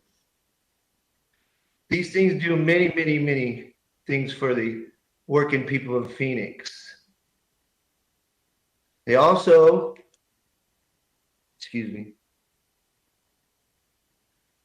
have a huge increase in tax revenue. When you raise an individual's rate, the projects will only go up. It's been proven 1.5% to 2.5%. When the tax revenue goes up 3.5% because of the wage differential between the two. So you get a tax revenue increase without even raising taxes, which is also a plus for the community and the city to have more projects done. It also brings in contractors who are not bidding your projects. You need more competitive bidding, and this will bring. Our next speaker is Dustin Crow, followed by Jeremy DeHaan. Dustin, are you on the line? Dustin is not on the line. Our next speaker is Jeremy DeHaan, followed by William Delaney. Jeremy, are you on the line? Jeremy is not on the line. Our next speaker is William Delaney, followed by Fernando Diaz. William, are you on the line? William is not on the line. Our next speaker is Fernando Diaz, followed by Gabriel Dominguez. Fernando, are you on the line? Fernando is not on the line. Our next speaker is Gabriel Dominguez, followed by Sarah Doherty. Gabriel, are you on the line? Gabriel is not on the line. Our next speaker is Sarah Doherty, followed by Michael Easter. Sarah, are you on the line? Sarah is not on the line. Our next speaker is Michael Easter, followed by Benjamin Evans. Michael, are you on the line? Michael is not on the line. Our next speaker is Benjamin Evans, followed by Jacob Evanson. Benjamin, are you on the line? Benjamin is not on the line. Our next speaker is Jacob Evanson, followed by Alicia George. Jacob, are you on the line? Jacob is not on the line. Our next speaker is Alicia George, followed by Gary Giamonti. Alicia, are you on the line? Alicia is not on the line. Our next speaker is Gary Giamonti, followed by Esteban Gomez. Gary, are you on the line? Gary is not on the line. Our next speaker is Esteban Gomez, followed by Brandon Gregory. Esteban, are you on the line? Esteban is not on the line. Our next speaker is Brandon Gregory, followed by Xavier Guevara. Brandon, are you on the line? Brandon is not on the line. Our next speaker is Xavier Guevara, followed by Jason Gutierrez. Xavier, are you on the line?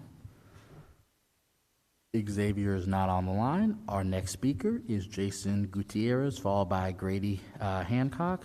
Jason, are you on the line? Jason is not on the line. Our next speaker is Grady Hancock, followed by Harley Herder. Grady, are you on the line?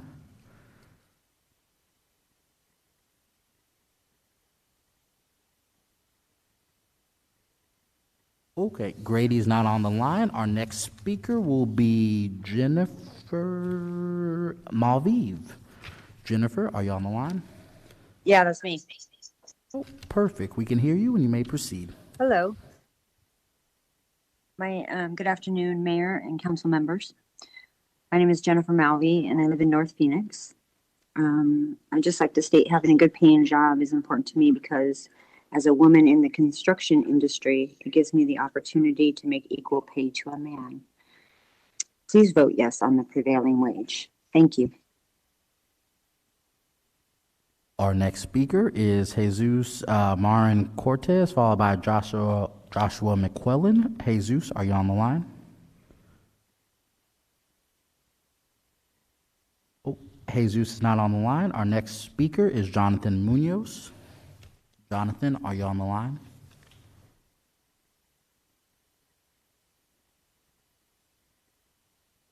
Oh, Jonathan is not on the line. Our next speaker is Jacob Nagil, followed by David Naff.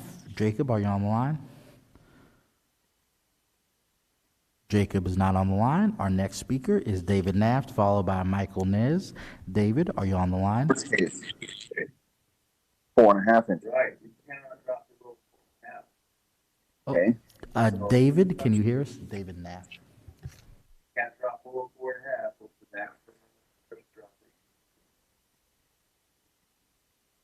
But you're always going to have some pressure. Hey, David, could you please call in one more time? We're getting some echo back. No. Okay. David, could you please speak up louder so we can hear you? Is this guy talking to me? Yes, I am, David. David Naff, is that you? Mr. Naff? Okay. All right. David is having technical difficulties. Our next speaker is Michael Nez, followed by Michael Ortiz. Michael, are you on the line?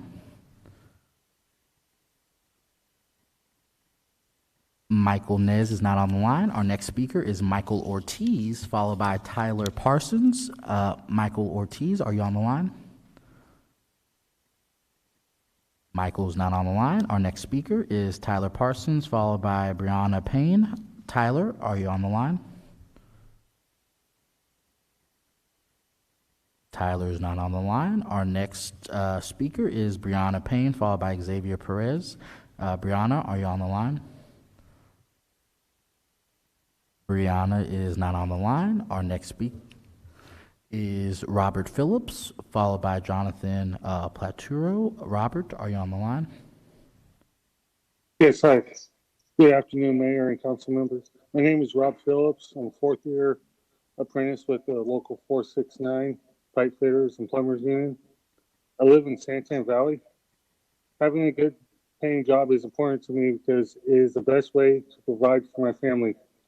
Approving this prevailing wage would be the best way to ensure that all workers are earning equal wages, regardless of race, gender, age, religion, or education. This would help everyone in our city, county, and state. Please vote yes on prevailing wage. Thank you. Our next speaker is Jonathan Platero, followed by Chase Powers. Jonathan, are you on the line? Jonathan is not on the line. Our next speaker is Chase Powers, followed by Alberto Rivera Ortiz. Chase, are you on the line? Chase is not on the line. Our next speaker is Alberto Rivera Ortiz, followed by Justin Robinson. Alberto, are you on the line? Yes, sir.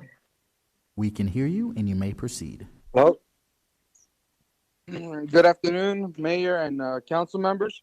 My name's Alberto. I'm from Casa Grande, Arizona. I'm a member of Local 469, the HVAC Service Division. I am support of prevailing wage. Having a good paying job is important to me because it allows me to get my wife out of work because she can spend more time with my kids, taking them to school. That's really important to me. And I've experienced working outside of the union for the same exact job. I was getting paid $17 an hour outside of the union. And once I joined the union, everything changed. I was able to get my wife out of work and more time with my kids. Please vote yes on prevailing wage. Thank you. Our next speaker is Justin Robinson, followed by Vladimir Rodriguez. Justin, are you on the line?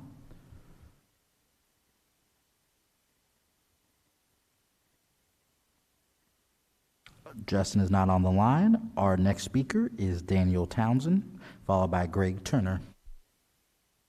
Daniel, are you on the line?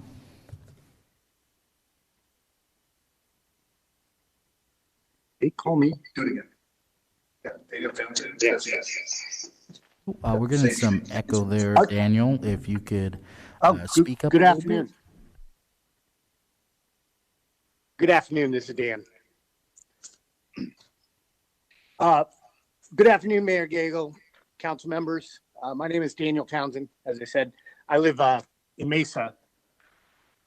So having a good paying job here, by the way, I'm a member of 469. I'm a fifth-year apprentice. I got started late in life. I worked low-paying jobs for the first 25 years of my career. It was tough. When I got in here, I was able to make a good wage. I have benefits. I have retirement. I'm able to be a better, more productive member of my community. It's allowed me to do things, helping my neighbors, donating to charity. I am very much in support of prevailing wage, and I hope you guys will vote yes on this. Thank you for your time. Our next speaker is Greg Turner, followed by Pablo Valdez. Greg, are you on the line? Yep. Yes. Hello. Yes, we can hear you, and you may proceed. Okay, thank you very much. Good afternoon, Madam Mayor and esteemed council members. I am honored to be speaking to you today. My name is Greg Turner. I am a 25-year veteran of the construction industry here in Phoenix, Arizona, member of both local union IBEW 640 and United Association 469. I'm a journeyman in both trades, and being so over all these years have afforded me a pretty decent lifestyle through many hardships. I have 3 kids, and being the non-custodial parent, I have been able to provide for my children while in custody of their mother and have a house for them when they would come and see me. Since then, my 2 oldest have gone on and moved on in their lives. My daughter graduated from Harvard just this last semester during COVID, and my son had become a Marine. But I would like to talk about the fact that some of the points that were brought up, burden on business is not equal to the burden on workers. And also that the right to work almost kind of equals the right to exploit.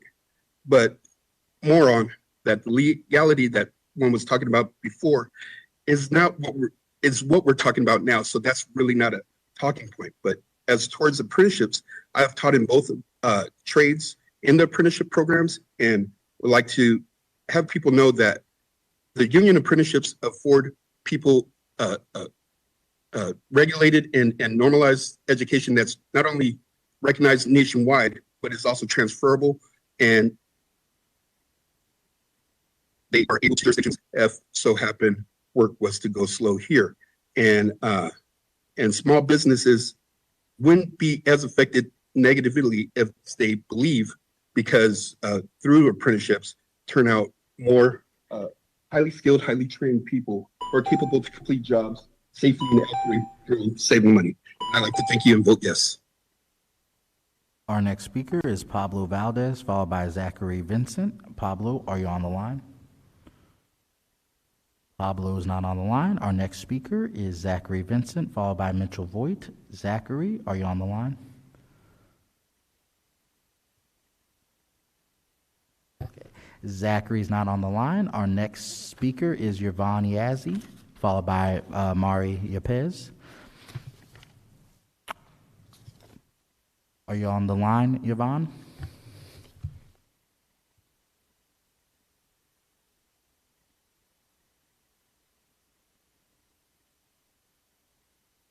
Yvonne, are you on the line?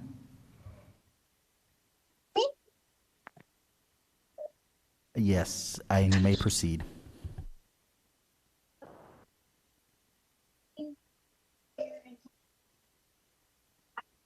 If you're speaking, Yvonne, we cannot hear you. If you could speak up, that would be great. Can you hear me? Yes, we can, and you may proceed. Okay. So, my name is Yvonne Yazzie, and I've been hearing about prevailing wages, and I kind of looked over some stuff. And I am a fifth-year apprentice with the local 469, and I can say that I have worked on the non-union side out of construction. Never really put a lot of consideration into the types of different agreements and stuff until I got to work at Luke Air Force Base, which was a prevailing wage job. So in regards to everybody's input, from what I'm understanding and hearing, this is good for individuals that are, it's not a status of union versus non-union. This is a status of, employees that need better wages, and it's only equal. I know it's a right to work state. I get that. But at the same time, this would help people, individuals like us that are working for low wages. And sometimes that's the case in most people. They're out there working 10 hours a day, working low wages. And then you wonder why they live and they need help.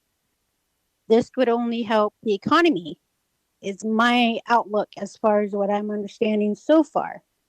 And I think that that's one of the things that needs to be really looked at, because these are the people that are out there that are looking to the mayors, to the councilmen, to people like you, so that they can have a future, maybe to have a better job, to have a good wage, so that they don't have to rely on food stamps or welfare, anything like that. So I would like for you guys to vote this in.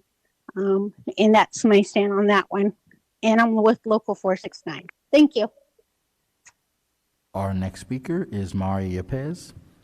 Mari, are you on the line? Yes. Hi, can you hear me? Yes, we can, and you may proceed. Good afternoon, Mayor and members of the council. My name is Mari Yepez, and I'm a member of Unite Here Local 11, and calling to express my support for the prevailing wage. We believe, in solidarity, that all workers deserve a living wage, prevailing wage, to be able to support their families. Thank you.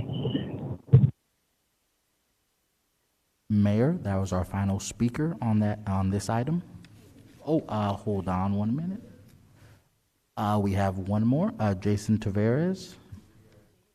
Oh, Jason Gutierrez, excuse me. Jason, are you on the line?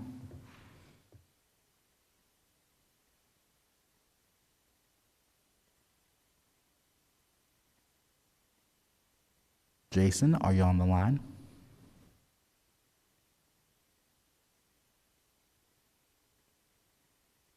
Jason does not appear to be on the line. And with that, Mayor, that is our final speaker on this item. Thank you. Council member comments or questions? Councilwoman Guardado. Thank you, Mayor. And just to clarify, Chris, and if you can help me with this here, what's on the table for today is for us to be able to come up with a prevailing wage ordinance. That's correct, right? Mayor, Councilman Guardado, yes, the ordinance that was presented was for discussion purposes. The council's not able to vote on that ordinance, but the council could direct staff to come back to prepare an ordinance and bring one back for council consideration. Great. Okay. So with that, since serving on this council, I have been proud to support efforts to improve pay for our city workers. I was proud to vote earlier today to support apprenticeships and training resources for our city employees.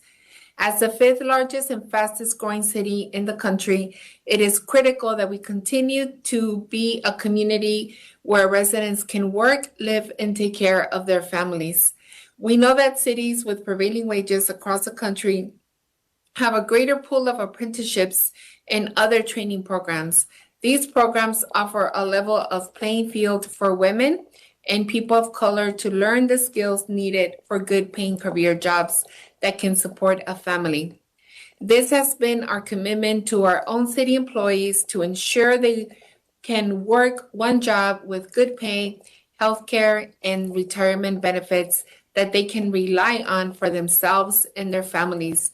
Today, we are ensuring this commitment extends to construction workers on city projects as well. I am proud of this commitment and proud to support this item today. And with that being said, I would like to make a motion to approve item 125 to draft a prevailing wage ordinance for the city of Phoenix and bring the ordinance back to a full city council for a formal adoption. Second.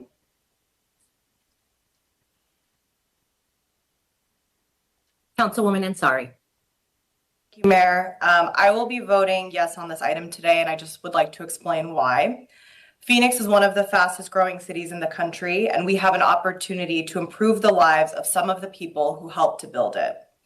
What we're voting on today is simply to ask staff to draft a prevailing wage ordinance for construction workers on city-funded projects.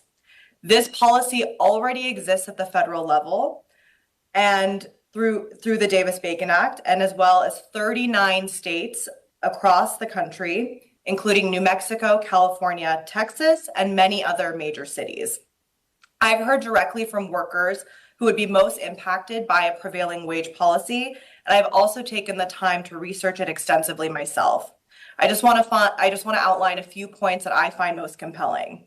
First, this policy will help us address well-documented skilled worker shortage in our states and specifically our city. I have heard about this shortage as well as hiring challenges directly from the business and development community here in Phoenix. But research shows that areas with prevailing wage laws offer more apprenticeship and training programs in the construction industry, which helps to ensure that businesses and developers have access to the skilled labor and our laborers are actually equipped with the training they need to produce quality work. Second, this policy will help to strengthen our local economy. A prevailing wage policy would incentivize skilled workers to stay here in Arizona and boost state and local tax revenues, as opposed to losing talent to neighboring states and cities by advancing economic outcomes for individual construction workers and by providing fair wages and benefits to help them provide for their families. Third, it will help keep city projects on budget. Unlike what we've heard today, a majority of peer-reviewed academic research actually finds that prevailing wage laws do not increase the cost of construction, which, again, I'm aware is one of the concerns that some folks have addressed and expressed today. As our country is on the verge of making bold investments in infrastructure, we must ensure that it not only benefits our economy as a whole, but also the economic futures of our hardworking middle-class families. Thank you. Mayor? Go ahead. Thank you. I want to echo what my colleagues have said. We know that areas with prevailing wages have a greater supply of apprenticeships, programs, and training programs in the construction industry, and will create equitable access for women and people of color into good paying career path jobs. This is an important vote for the construction workers, especially the ones I represent in District 8. This is common sense. We're simply doing what is already done with federal projects, and we're bringing it to city projects. It's our responsibility as a city to make sure that any project that is tied to us is paying a prevailing wage, is paying a just wage, and that anyone that we are partnering with or collaborating with is assuring that prevailing wage. So I'm really excited to get to work on this ordinance and get it back in front of council to make sure that prevailing wage becomes a reality here in Phoenix. Thank you, Mayor. Mayor. Thank you, Vice Mayor. We'll go. I think I saw Councilman Pastor first, and then Councilman DeCiccio. Yes, Chris, I have a question for you. They had brought up the 8-hour rule. Could you please explain what happened to the 8-hour rule?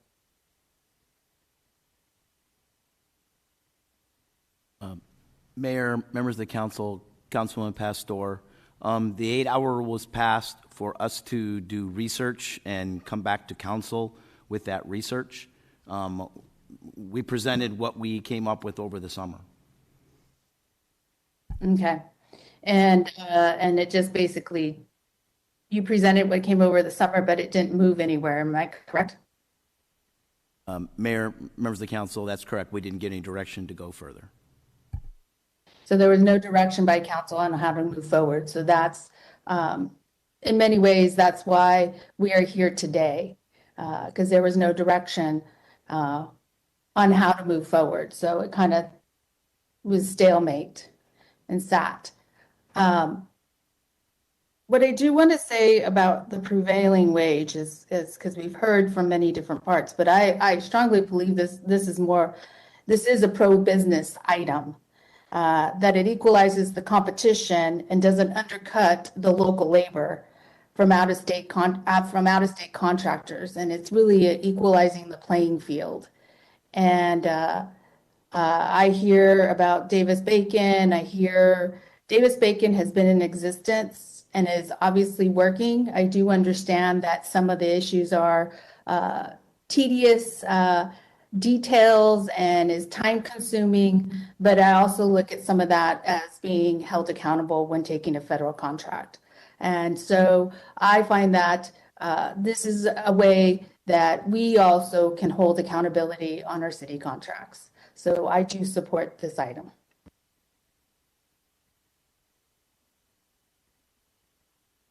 Councilman DeCiccio, followed by Councilwoman Stark. Thank you, Mayor. I'm going to be voting no on this, and we can get into a longer debate when we see the actual ordinance. My understanding as of yesterday, the votes were there to pass this, so mine is more of a message to those who oppose this. You're going to have a period of time to try to convince those on the council that are supportive of this to oppose it, and you're going to have to use every influence that you can, otherwise this will pass. Don't bank on the courts saving you. Do not do that. You're going to hear people say, well, the courts will overturn this. First of all, no one knows what a judge is going to do. But I can tell you the history of the city of Phoenix. When the city of Phoenix has taken things to court, they generally win, almost always. So the fact that we're a charter city, I buck the system on that end of it too. You're going to have one bite at this thing. So I also have a question to staff. How long before we see this ordinance, Mayor? Mayor and Councilman DeCiccio, provided that there are a majority of council members who would vote for this item today, I would expect it could take the city attorney's office. What do you think, Chris? At least how long? Our best guess, city manager, is about 3 weeks. Would need about 3 weeks to work through this ordinance and basically walk it over into how the city is how the city organization works, and we would have to put some substance into some of the provisions of the ordinance, but the city attorney believes it would take 3 weeks. Okay, thank you, Mayor. Again, I'm going to reiterate, don't bank on the courts of overturning this. That argument's not going to fly, considering the history of the city of Phoenix. Once it passes, and it'll be enacted. So you're going to have 3 weeks to work on this thing to try to convince people that it doesn't work. Thank you, Mayor.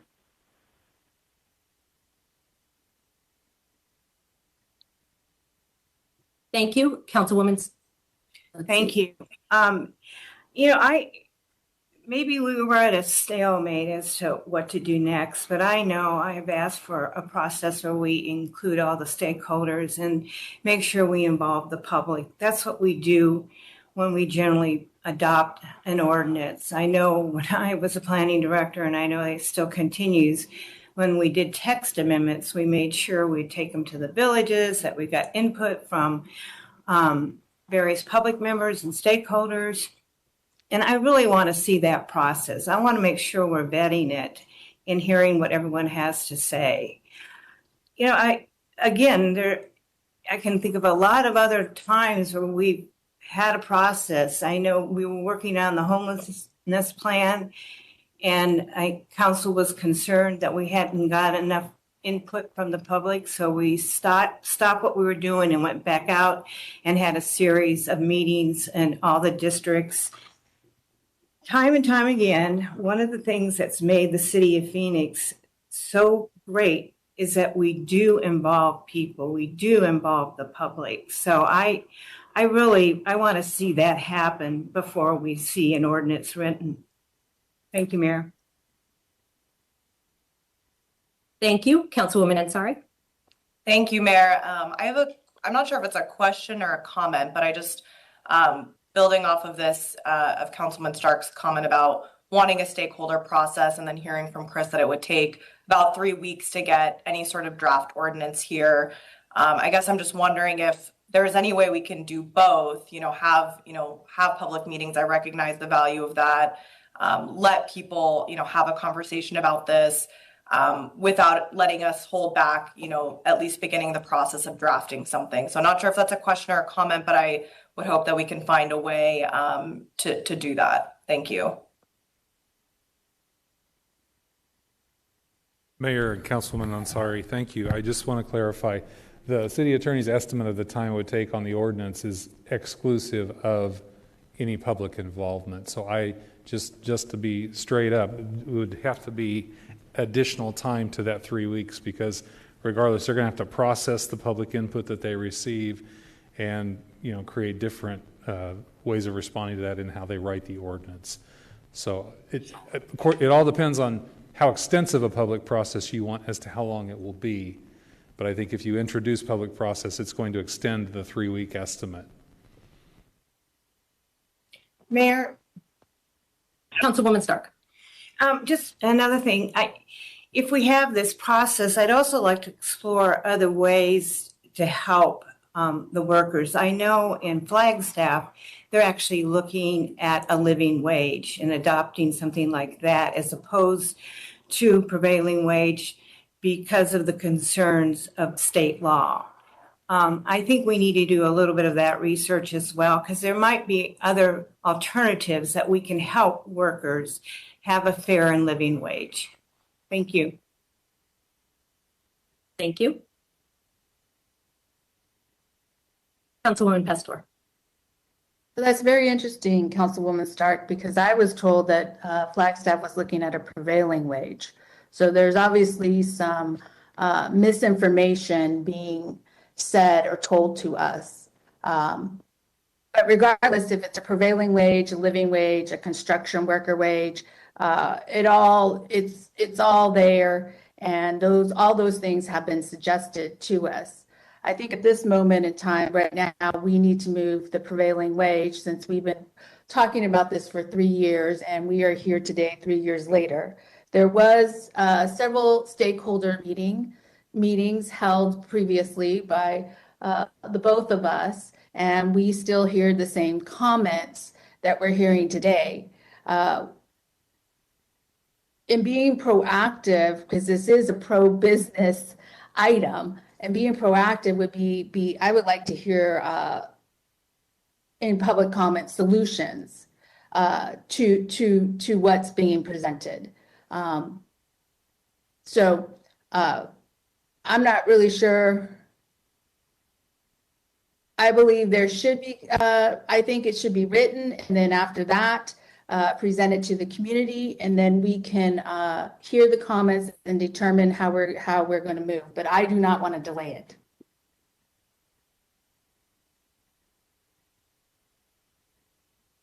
Councilwoman Guardado. Thank you, Mayor. I think I've said this to several people in the past. I'd be more than happy for us to do a minimum wage and a prevailing wage. As we have seen, and as we continue to hear throughout the city, throughout the state, in our state we don't have compatible wages. That we have a lot of workers that are underpaid. We're seeing it we're seeing it at our airport, where some of our concessionaires are not able to hire people back, and we know that because I am completely convinced it's because of wages. So I'd be more than happy for us to consider another conversation to talk about also passing a minimum wage. But like Councilwoman Pastor said, this is a conversation that we've been having, at least since I've been on council. It's something that we've been talking about. I think everyone that spoke for the ordinance and against the ordinance already understands what we're asking for, and I do believe that everyone has done their research. I think that we definitely need to respect our construction workers, and I think it's important for us to continue to move forward. I don't know, Chris, Ed, if there's a way where we can do more meetings with folks and draft the ordinances at the same time.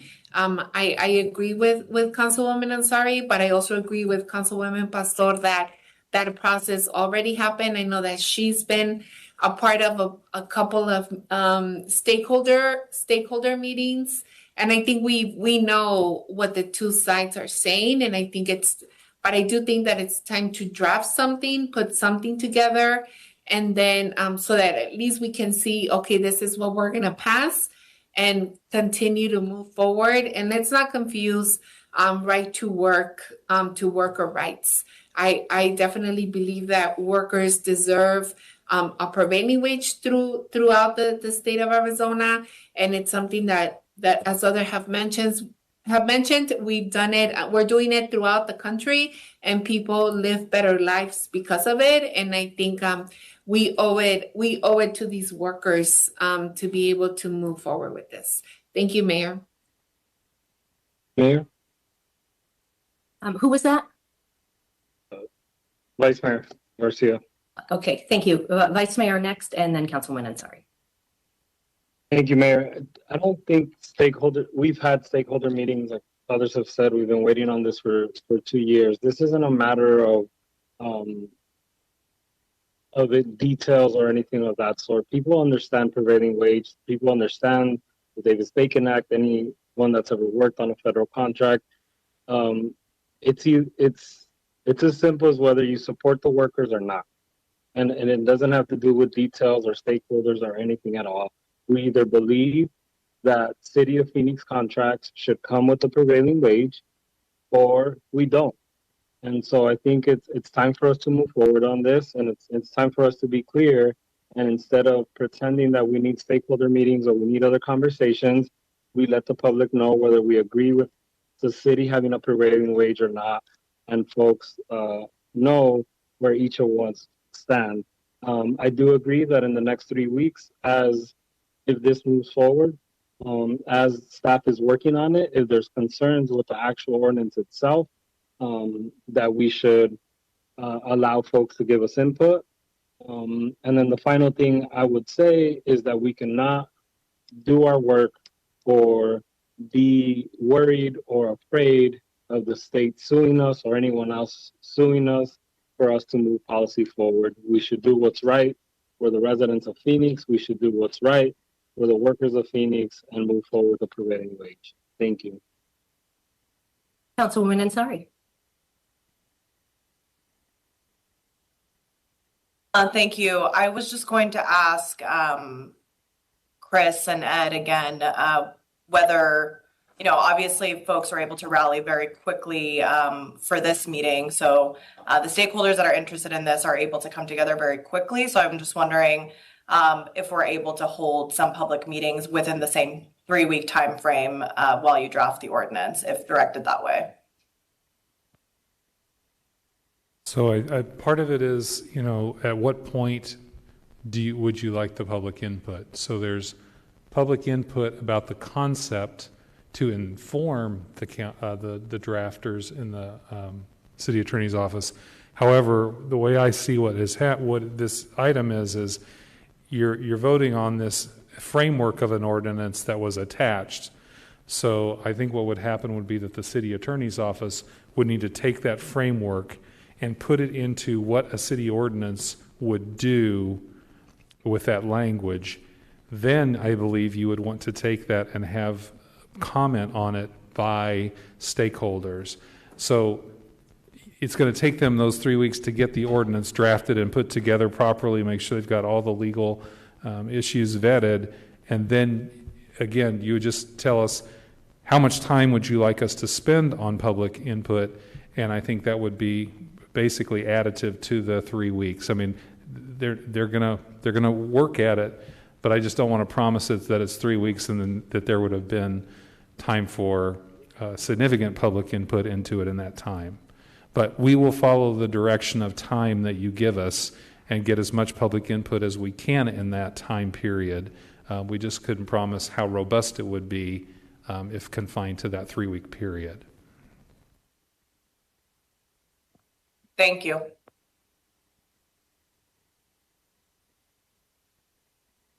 Any additional, Councilwoman Pastor. Yes, I don't think the ordinance is new and the language is new. It's all following the federal government. Everybody knows what it is. It's black and white. It's very simple. So there's obviously attached ordinance already. Staff knows that it's there. So for me, it's just drafting that ordinance, and then maybe once it's dropped, then people have the ability to make comments.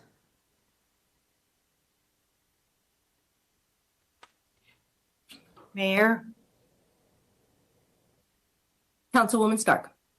I want to also look at some type of living wage ordinance as well, and that might take some additional time. And I would like to hear comments from stakeholders regarding that as well, because I think that is a good alternative, and I think that deserves some discussion. It really could possibly work for us.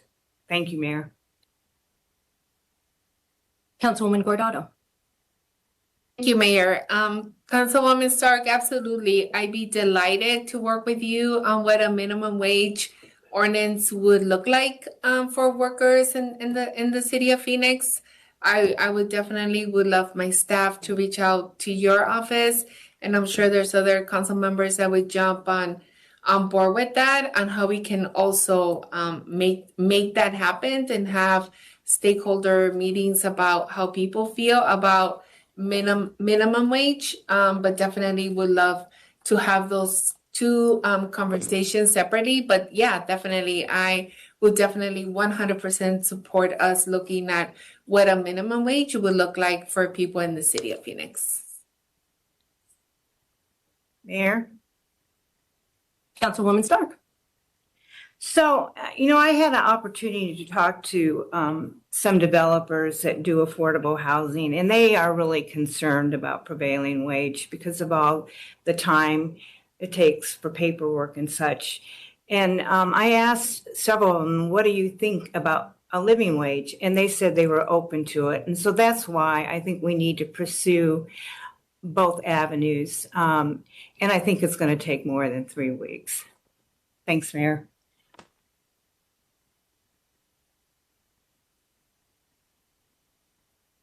Thank you. Any additional council member comments? All right, roll call. Ansari. Yes. DeCiccio. No. Guardado. Yes. O'Brien. No. Pastor. Yes. Stark. No. Waring. No. Garcia. Yes. Gallego. I'd like to explain my vote. I believe workers in our city need to be paid a fair and livable wage. I've worked hard during my time in public life to improve working conditions in our city. When I supported the motion to look into how we can improve life and work conditions and pay for our construction workforce, I was very clear that a stakeholder process was important to me. After I made that vote and that comment, a lobbyist reached out to me. That lobbyist was not in favor of a stakeholder process and said, we just should have the vote. We have the votes. The lobbyist a few weeks later sent me language that is substantively similar to the language attached to this council item. I cannot condone that type of a process. It's important to have public comment. We want to develop a policy that is legal in the state of Arizona and that reflects a robust public stakeholder process. For that reason, I vote no. Fails 4-5. That is our final agendized item for today. We do have members of the public to address the council. I will turn to our city attorney to introduce that item.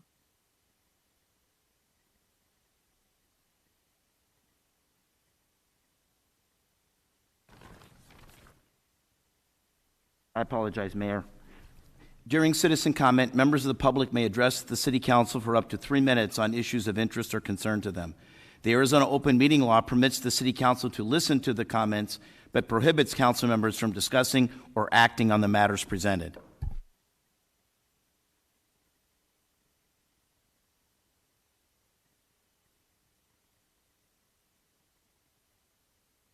Our first speaker is Steve Brulin, followed by Lucia Ailman. Steve, are you on the line?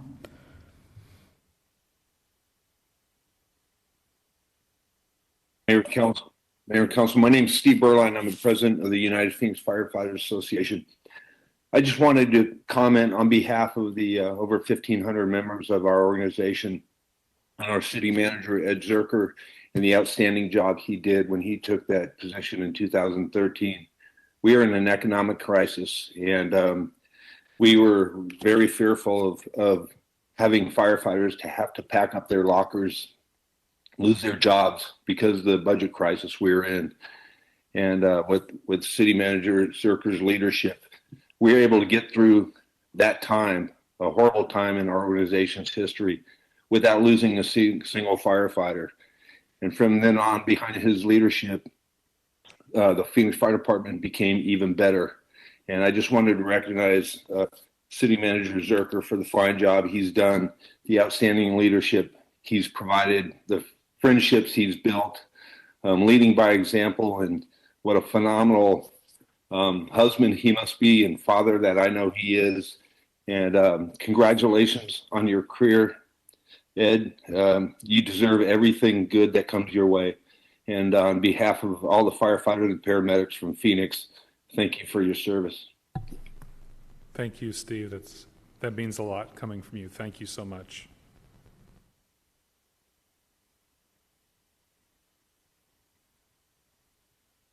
Our next speaker is Mark Reichs, followed by Lucia Ailman. Mark, are you on the line? Yes, We can I'm hear here. you, and you may proceed. Great. Thank you, Mayor Gallegos and City Council members. I am a homeowner in the North Phoenix area, specifically Moon Valley, where I've lived for the last 30 years. And I speak as a concerned citizen and homeowner today, as well as a proxy for other homeowners, especially the elderly and children and business owners in the community that I live in. We have a growing concern with the homeless that have infested the area here. Our understanding is there's been a shelter closed in the downtown Phoenix area, sending 500 homeless into the city. And with the homeless, what we've encountered just in the last few weeks has been public drinking, drugs, nudity, solicitation on nearly every street corner, vagrancy, break-ins in our own areas, trespassing in our backyards, to sleep and also to use our hoses to take showers, fires underneath city streets. Just within the last week, we've had 2 thefts, trash along the streets, trash in the washes, trash along the corners, illegal parking at businesses and also inside our communities. And we're very concerned about this. In addition to that, it's creating a trash issue where our washes are now looking like landfills. They're unmaintained. The streets in the North Phoenix area, specifically Moon Valley, do not look like they're maintained, with liquor bottles along the side and trash laying alongside the roads. The trees in the wash areas are not maintained. It creates a canopied effect for the homeless to sleep underneath. And when they do that, they put trash in the corners. When they solicit, then they put trash in the washes where they sleep. Excuse me. And so I guess I look to you for your help and guidance into maintaining the streets, keeping up the wash areas, the communities leading into the Moon Valley area. When I look now at the Motel 6 at Bell Road being an area that houses the homeless, I'm concerned that we can't take care of the homeless in our own community, but yet we're the second leading state, bringing in 3,500 refugees into the state. And so I see the refugees coming in as further worsening the situation of the homeless. So I'd ask that you can work to stop the solicitation on the corners, support the shelters, keep the homeless away from the children and elderly that's created the fear in our own areas, and it's affecting our property values. Thank you very much for listening. Mayor, Mark, this is Ed, the city manager. I will have one member of my staff call you to follow up and make sure we have specific locations that you're identifying into our system, that we can follow up on those. And I do Mayor, want to thank Councilwoman Stark. if I may, we will also follow up. We have been getting some calls in that general area, and I believe I know the wash he's speaking of. Thank you. Thank you, Councilwoman.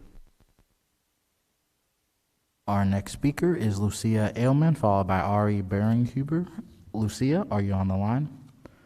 Lucia is not on the line. Our next speaker is Ari Beringhuber, followed by Scott Elliott Matos. Ari, are you on the line? I am indeed. Can I be heard? Oh, yes, you can. Okay, well, good evening, members of the Phoenix City Council. My name is Ari Huber, and I've worked for the last 7 months for HMS Host at the Phoenix Sky Harbor Airport.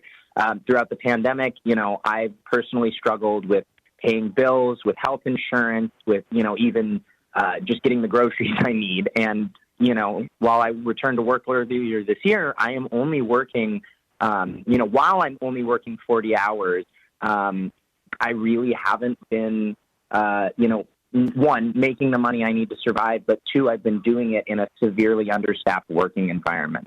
I urge the council to believe workers and not give wealthy airport concessionaires any more relief, especially when workers like myself are just struggling to get by. That money's not coming to us. Enough is enough. The city needs to listen to the concessions workers who are at the airport every work shift. I am an airport stakeholder too. Thank you for your time. Our next speaker is Scott Elliott Matos, followed by April Hernandez. Scott, are you on the line?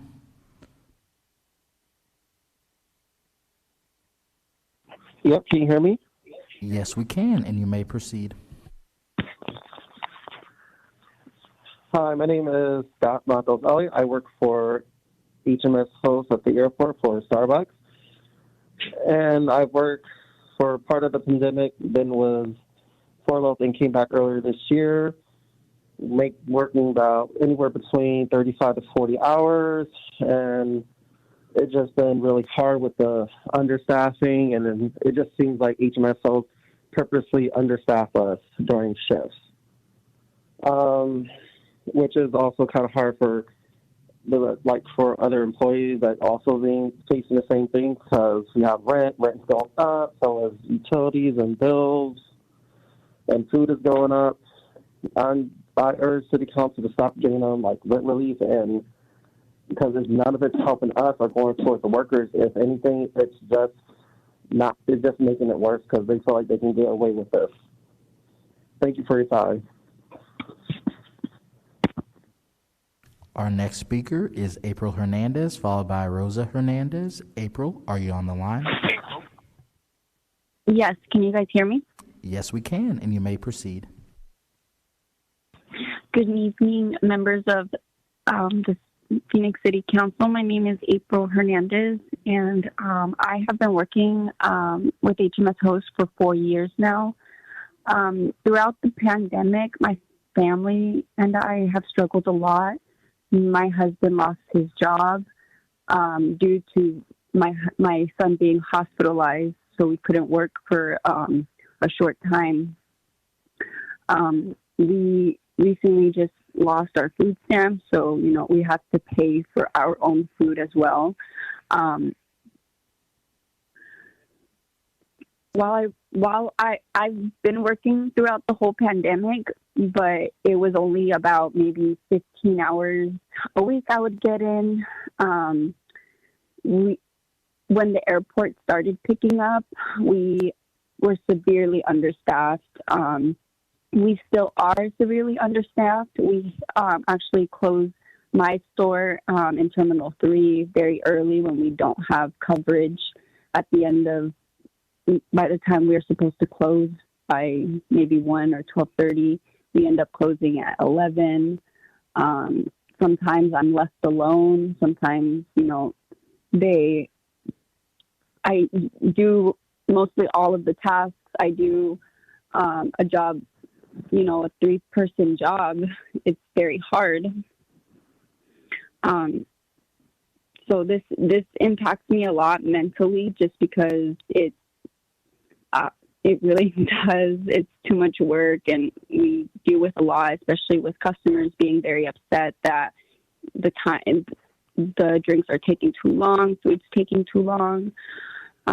So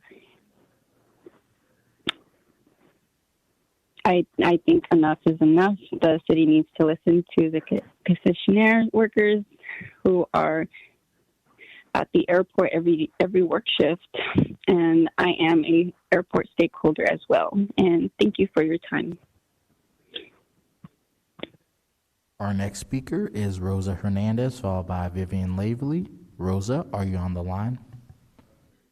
Rosa is not on the line. Our next speaker is Vivian Lavely, followed by Lupe Racone. Vivian, are you on the line? Vivian is not on the line. Our next speaker is Lupe Racone, followed by Natalia Sereno. Lupe, are you on the line?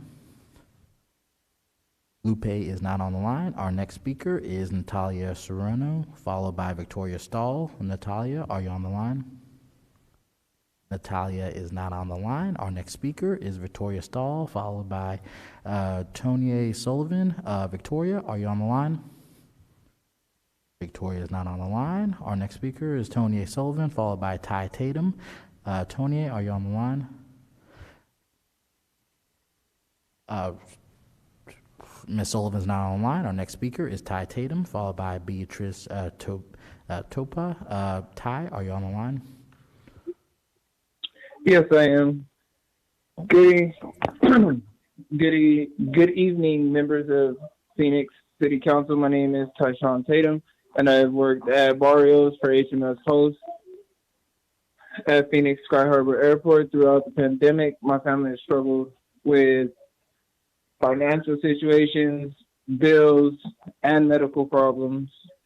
While I returned to work early this year, I'm only working like anywhere from like 30 to 35 hours, or I've yet to return to work, and I've been laid off for some months now from my last job. And well, yeah, I just think everybody needs to be heard, and problems need to be fixed with that. And that's it. Our next speaker is Beatrice Topita, followed by Mateo Vargas. Beatrice, are you on the line? Beatrice is not on the line. Our next speaker is Mateo Vargas. Mateo, are you on the line? Yes, I am. Can you hear me? Yes, we can, and you may proceed. Hi, my name is Mateo Vargas. I am a Starbucks barista at Terminal 3 for HMS Host, where I've worked for the past 3 months. Our treatment here at HMS Host is beyond comprehensible. We are abused. We are understaffed. We are overworked. We're yelled at by management. We're not given the proper supplies that we need to work. Management purposely understaffs us, claiming that their excuse is that we can only fit 4 people into our store, while they overstaff other stores that are their priorities for money making. HMS Host has not paid their rent at Sky Harbor. Yet, through the city's rent relief, HMS Host is not paying their rent. Yet they are not giving any of this money to the workers. They're not putting any of this money into the store. We do not have working ovens. Our espresso machines are down. We're short-staffed to the point that we have lines where customers are waiting over 30, 40 minutes just to get a cup of coffee, as we're one of the only stores open at the time at 4:30 in the morning at Sky Harbor. Enough is enough. I need the city council to stand with HMS Host workers and stop providing concessionaires like HMS Host rent relief when it is doing nothing but putting more money in the pockets of corporations. Thank you for your time. Mayor, that was our final speaker.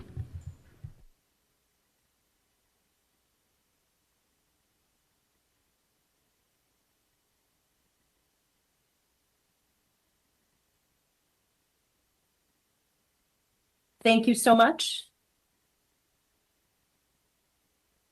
Thank you to all. We are adjourned.